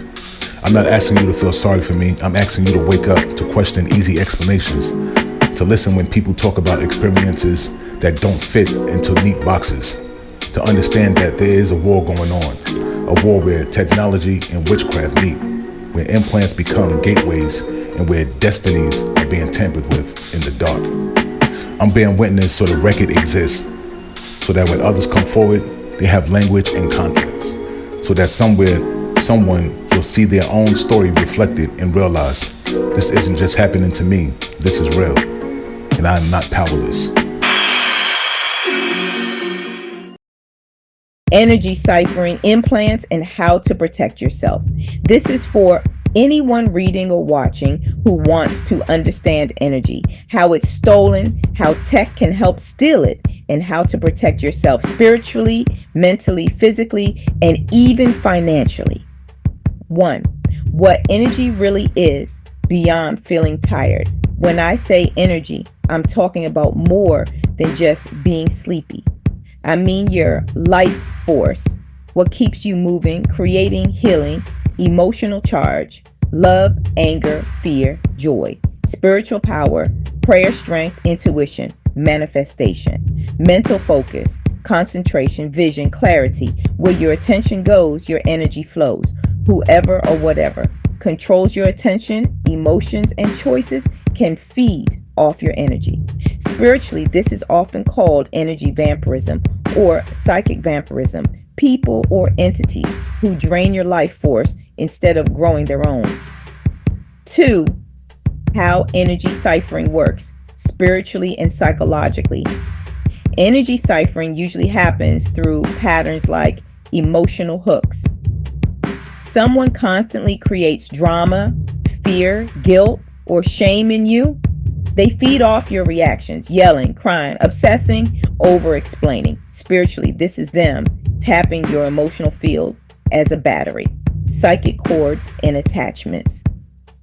Spiritual traditions talk about cords that connect people energetically through sex, trauma, obsession, worship, or intense focus. Unhealthy cords create one-way flows. You send energy, they receive. Attention theft. Constant distraction, people, media, tech, arguments keeps your mind from focusing on your purpose. Every minute of focus you give to nonsense is energy not going to your calling. Contracts and agreements in the spiritual sense, saying yes to certain things, even under pressure, can create agreements that allow others to pull from you. In the physical world, contracts and debts become legal cords, energetic and practical. All of this existed before implants. The implant just makes it easier, more precise, and more profitable. 3. How an implant can boost energy theft. An implant is like giving an energy thief a live camera on your emotions, a remote control on your nervous system, a mic in your thoughts. From what's already documented about implants and neuromodulation, devices can read and stimulate nerves using harvested or wireless energy. The nervous system and vagus nerve are linked to mood, stress, and emotional regulation. Ethicists warn that brain-connected devices can expose thoughts, feelings, and decisions to third parties if misused. When you combine that with spiritual intent, an implant can be used to time the drains. They see when your energy is high, prayer, creativity, joy, and hit you with interference or siphoning. Then, amplify emotional feeds. They push sensations, thoughts, or triggers to get you angry, scared, or ashamed, then feed on the charge. Target your chakras and body zone: spine, root, solar plexus, heart, grounding, will, love. Head/forehead, vision, identity, intuition. This matches the pulling, tingling, and movement many feel in these areas when under attack. Cell access. Once the channel is open, your inner life can be sold. People paying to watch, listen, or spiritually attack for entertainment or gain. This is where the Truman Show effect comes in. Your life as content. 4. Money, contracts, and energy. The hidden chords. Energy isn't only taken through feelings, it's also taken through contracts and money. Debt as an energy cord. Owing money, especially with predatory terms, keeps your mind and emotions locked into worry, fear, and obligation. Every time you stress over a bill, you're sending energy to that system. Lending, money, and borrowing, credit.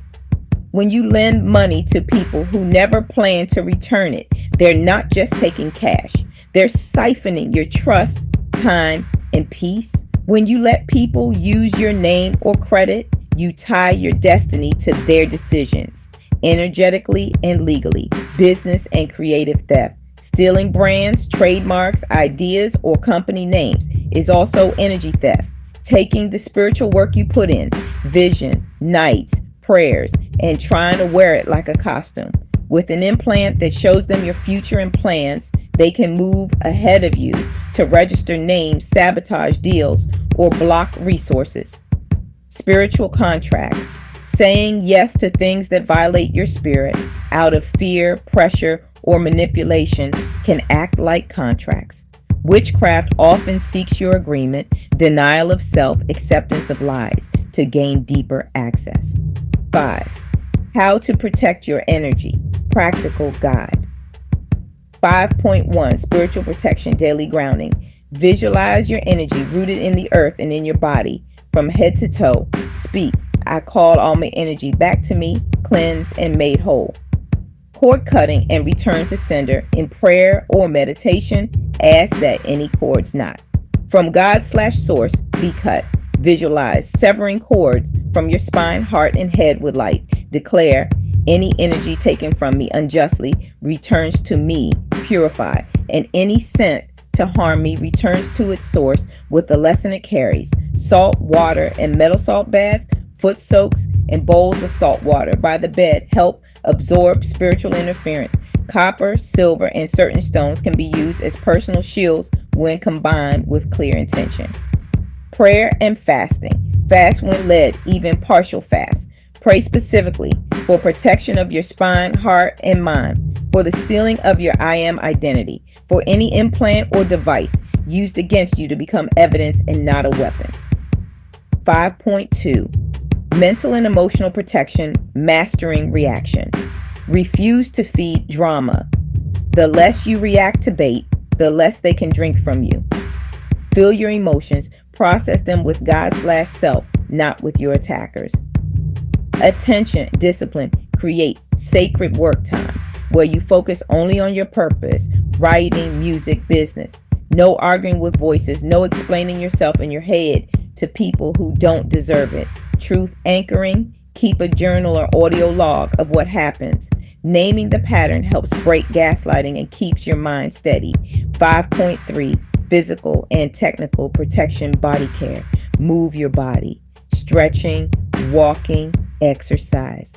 It helps regulate the nervous system and move stuck energy. Support sleep with routine darkness and spiritual covering, salt, prayer, protective intention.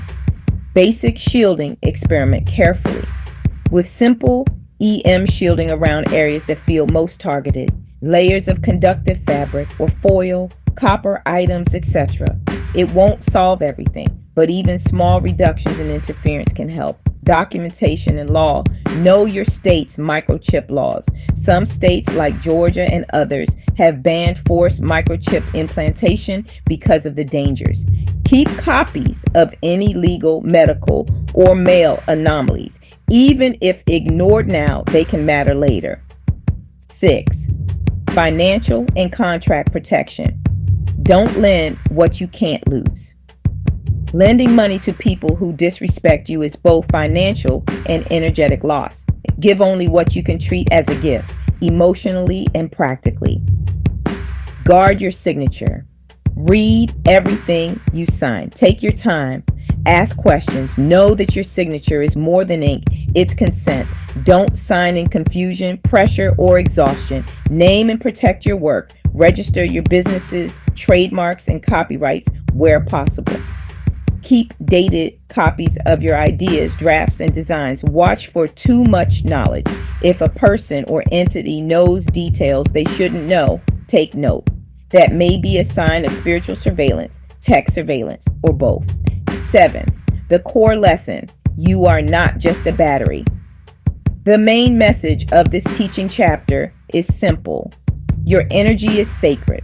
Your mind is sacred. Your destiny is sacred. Energy ciphering, whether through people, spirits, contracts, or implants, is a real phenomenon that many traditions, therapists, and technologists now acknowledge in different language.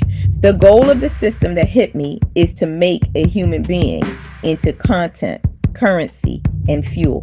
But you are not just a battery. By understanding how energy moves, how it's stolen, and how to reclaim it, you take back ground. By tightening your agreements, guarding your attention, standing in your I am identity, and using spiritual tools with discipline, you become harder to drain and impossible to own. This is why I'm teaching this.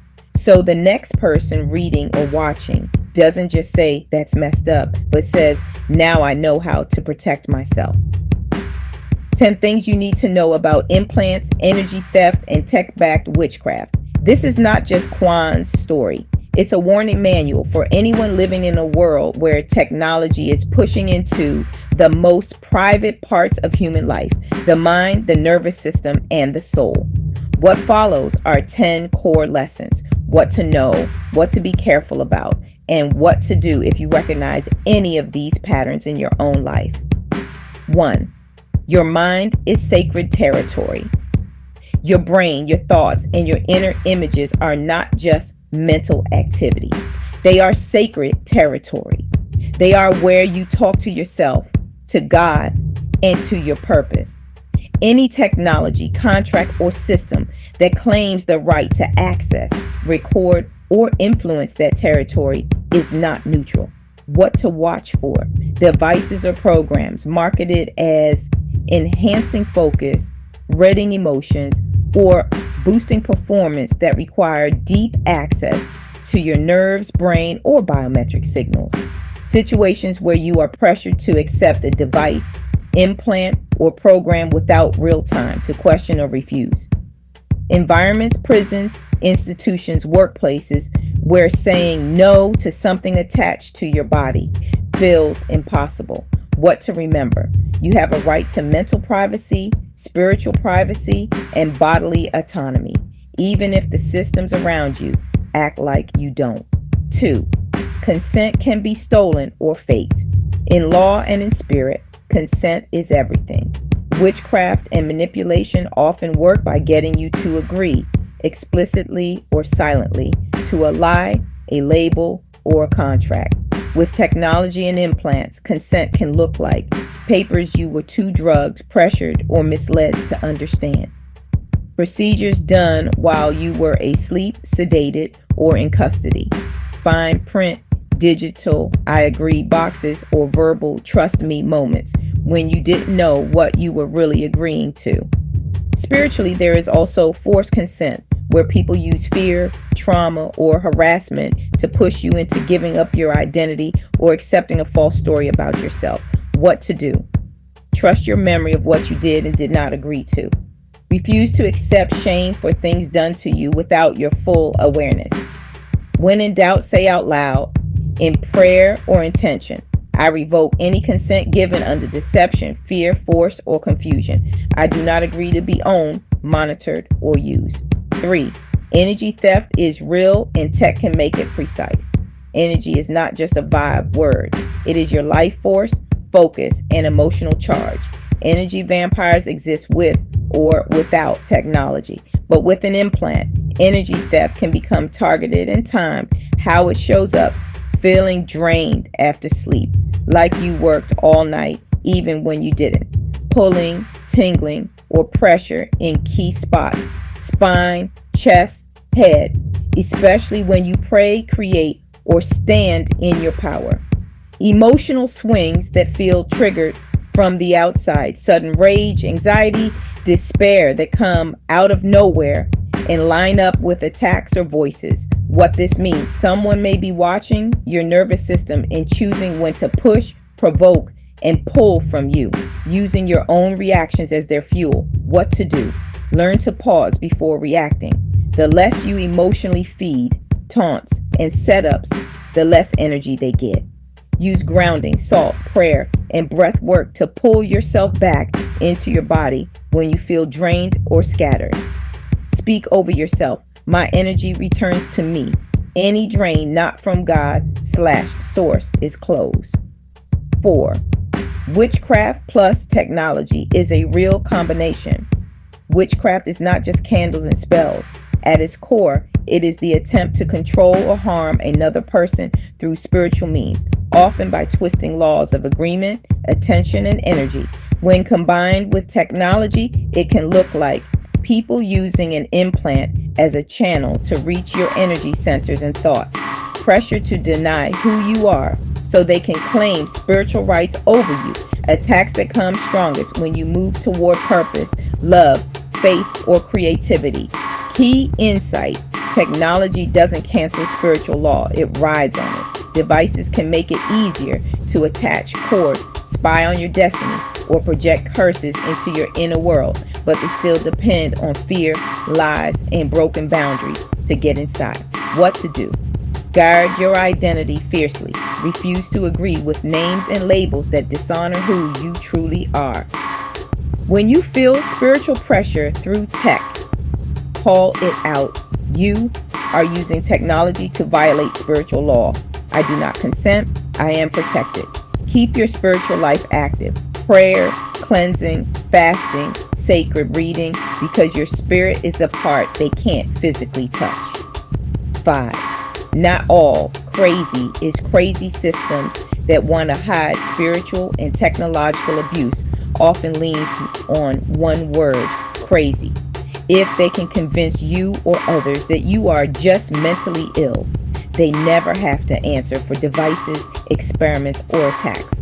Important nuances: mental illness is real. Trauma is real. People deserve care. But sudden voices, movements, or patterns that start after a specific event, like sedation, surgery, incarceration, or a strange night, deserve investigation, not automatic dismissal. You can pursue mental health help and still hold your testimony about implants and spiritual warfare. What to look for: professionals who listen and document, even if they can't fully explain it. Patterns where medical and legal systems refuse imaging, records, or independent review. Gaslighting phrases: that's impossible. You're imagining it. You watch too much TV when you are reporting specific, consistent experiences. What to do?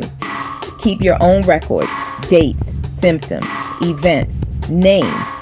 Find at least one person or outlet where you can speak the full truth without being shamed. Refuse to let others' disbelief override what you know you lived.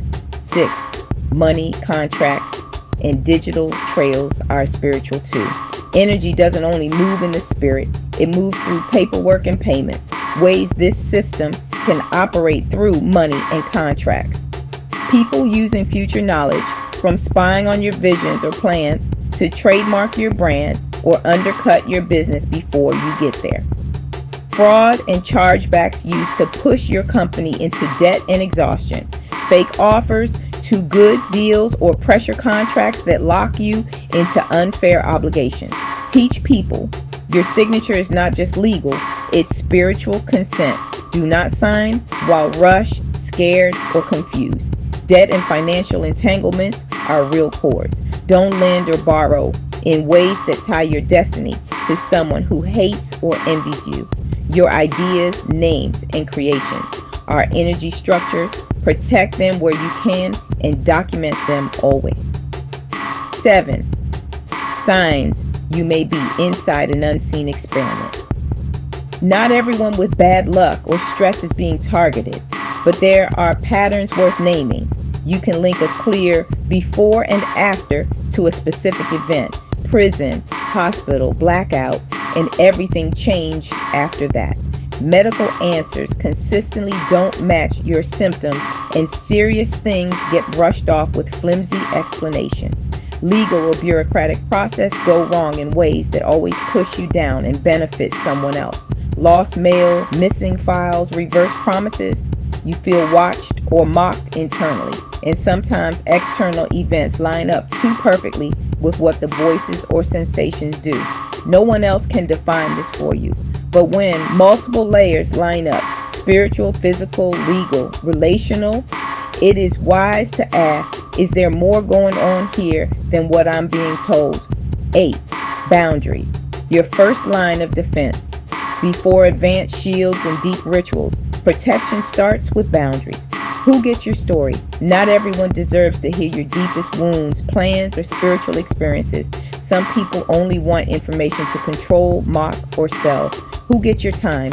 People who always bring drama, fear, and chaos are pulling energy, consciously or not. Who gets your access? Your devices, passwords, documents, and accounts are extensions of your life. Guard them like you guard your home. Teach people to say no without guilt. Walk away from conversations and connections that consistently leave them smaller, more confused, or more afraid. Treat their attention as a currency because it is. 9. Tools that help even when they don't fix everything.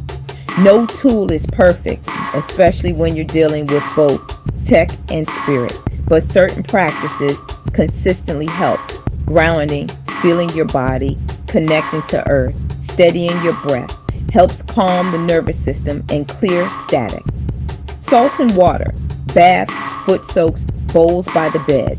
Simple, ancient ways to absorb and neutralize spiritual interference.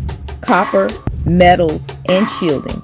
Jewelry or simple shields can help redirect some electromagnetic and spiritual noise when used with intention.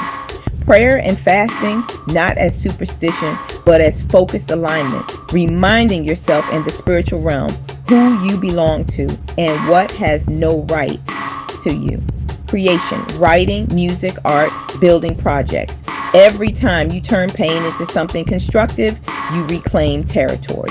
Make it clear, these tools may not erase the implant or stop every attack, but they shift the balance, strengthen the person, and make every attempt to siphon from them cost more. 10. Identity is the one thing they can't own. The deepest message you can teach is this. They can monitor your nervous system. They can steal your ideas. They can attack your sleep. They can play with your body like a console, but they cannot own your core unless you hand it over. Your identity, who you are in God and spirit and truth, is the piece they are always trying to break. That's why so much of the attack is about humiliation, mockery, exposure, and denial of self. If they can make you hate who you are, they don't even need the implant. You'll start destroying yourself. So the final protection is remembering who you were before they touched you, refusing to accept their version of your story as the final draft, choosing again and again to stand in your name, your calling, and your worth, even when no one else seems to see it. This documentary doesn't just expose a system, it teaches a principle. You are not just a subject of experiments. You are a soul with rights, power, and purpose. The more people understand how implants, energy theft, and tech-backed witchcraft work, the harder it becomes for these systems to operate in the dark. Georgia's microchip law, what it says and why it matters here.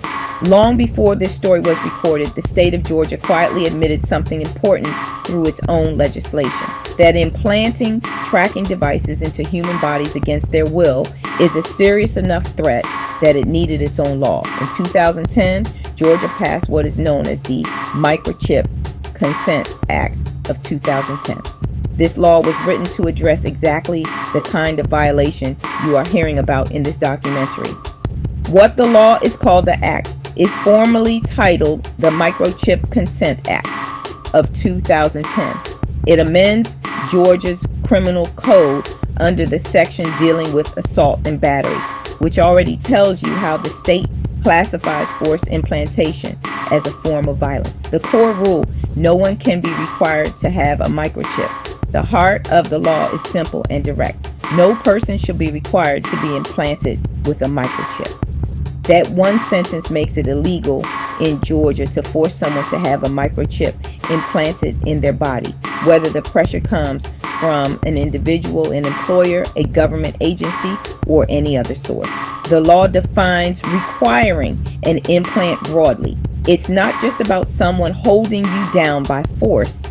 It also includes conditioning employment, promotion, or benefits on getting a chip, using any means that causes a person to acquiesce to implantation when they otherwise would not.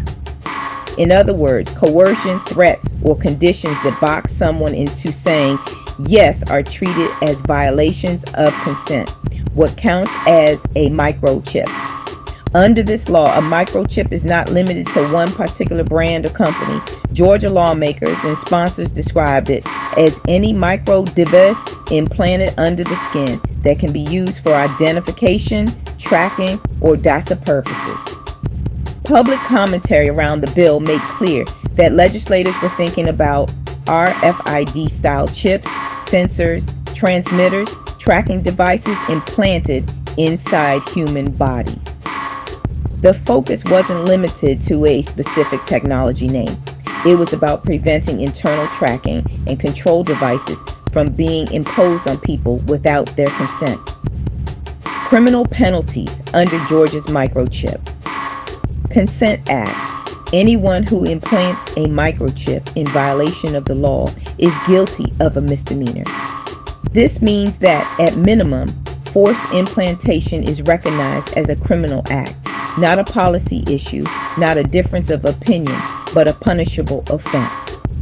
Earlier versions debated in the legislature even contemplated substantial civil damages per day that a non-consensual microchip remained implanted, reflecting how serious an ongoing violation this was considered to be.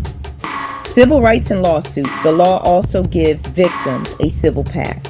Any person required to have a microchip implanted in violation of this law may file a civil action for damages. That means someone who has been implanted against their will is not only a victim of a crime, they are also entitled to sue for compensation using the statute as a legal basis. Voluntary implants, strictly regulated. The act does not ban all implants. It distinguishes sharply between forced and voluntary implantation. For voluntary implants, the law requires that any voluntary microchip implantation may only be performed by a physician. The procedure is regulated under the authority of the Georgia Composite Medical Board 1. 2. Section 4. This means tattoo parlors, informal operators, or non-medical actors are not allowed to legally chip people. This state expects professional medical oversight for any implant done by choice. Why Georgia passed this law? When Georgia lawmakers debated this, they were clear about their concerns. They spoke about privacy, bodily autonomy, and constitutional rights. Sponsors said they wanted to act before forced implantation started on the fringe, sending a message that Georgia is committed to protecting citizens' constitutional rights and protection of their person. Some legislators even reference public fears about brain chips and end times or judgment day, implications of tracking people internally.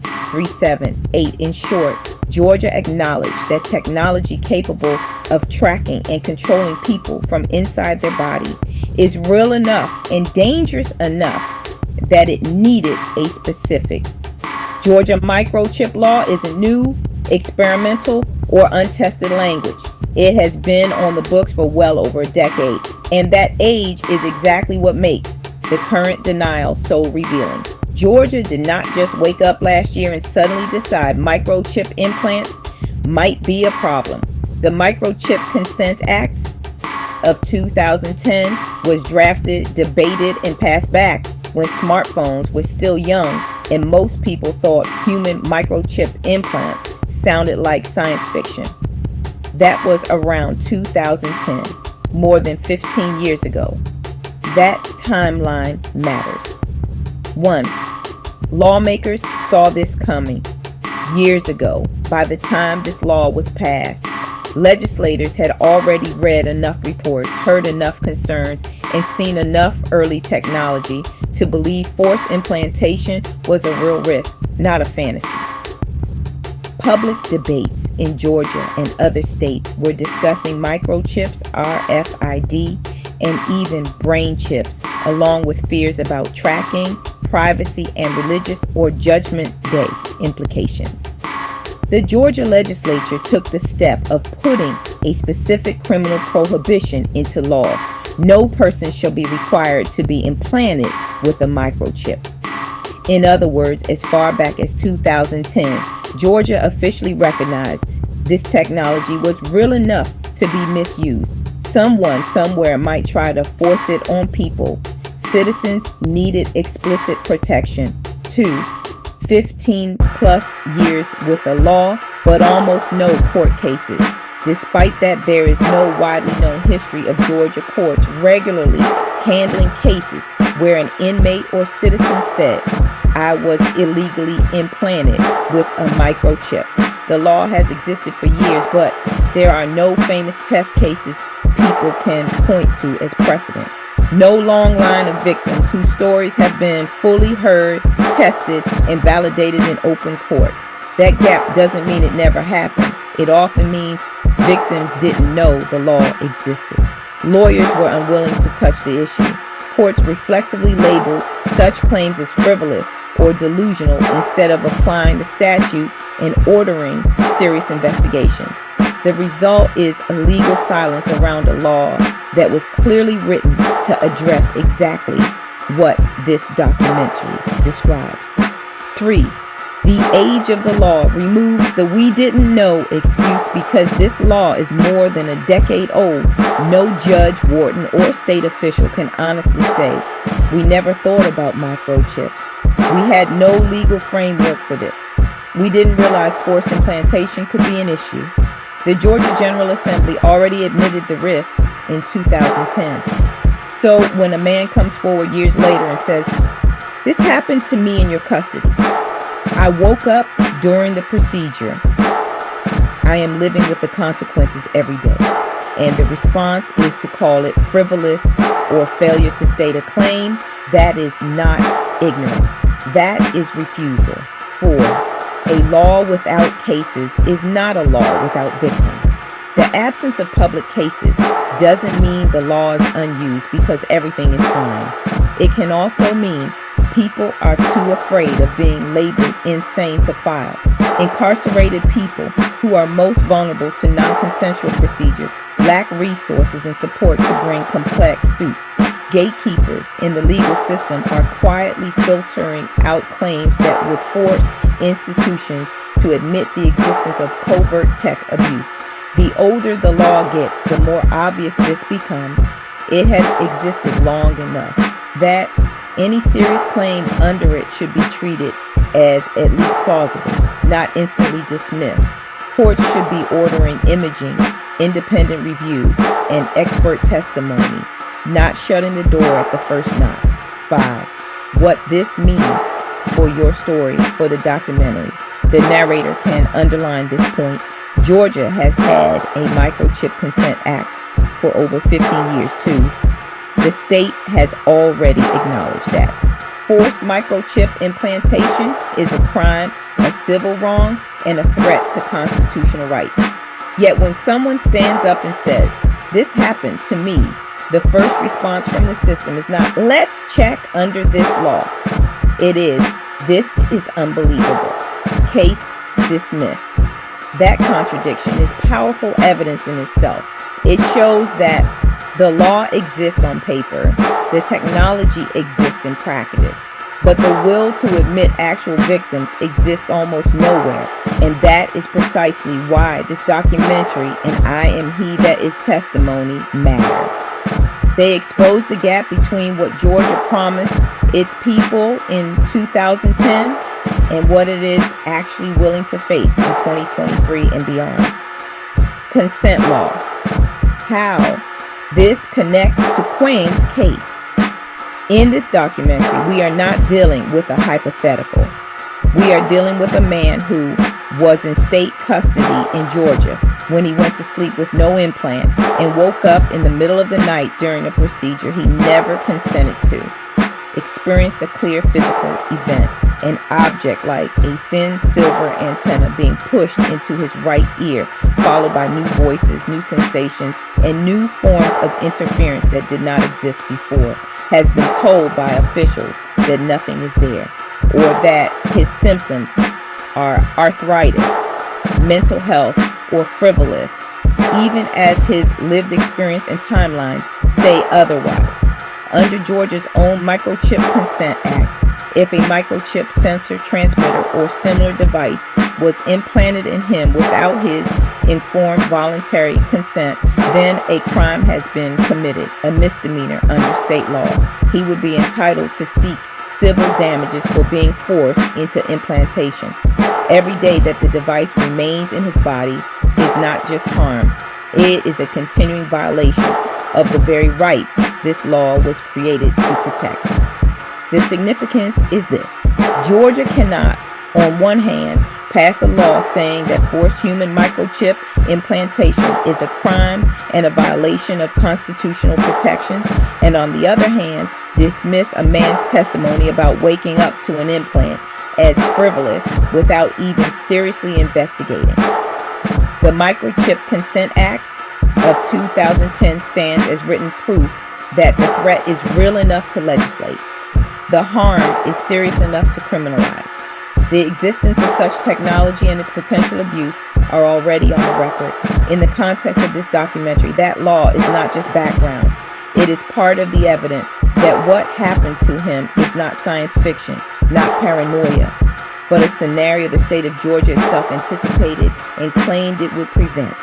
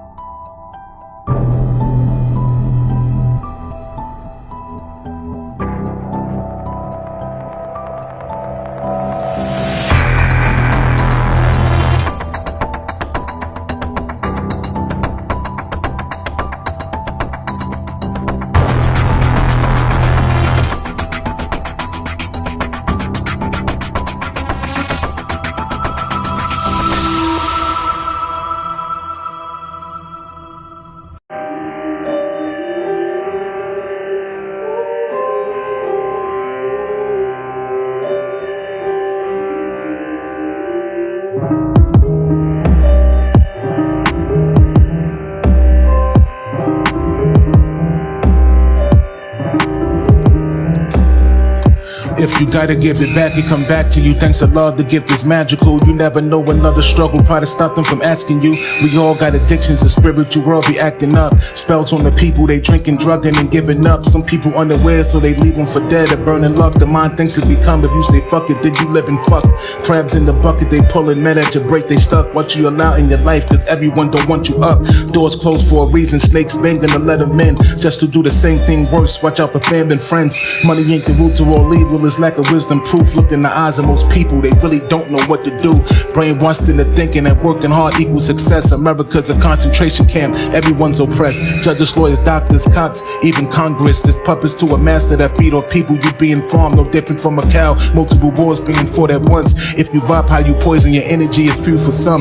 Crack codes and domes, my presence make all round shift. The precinct is the president, every moment's a tangled gift.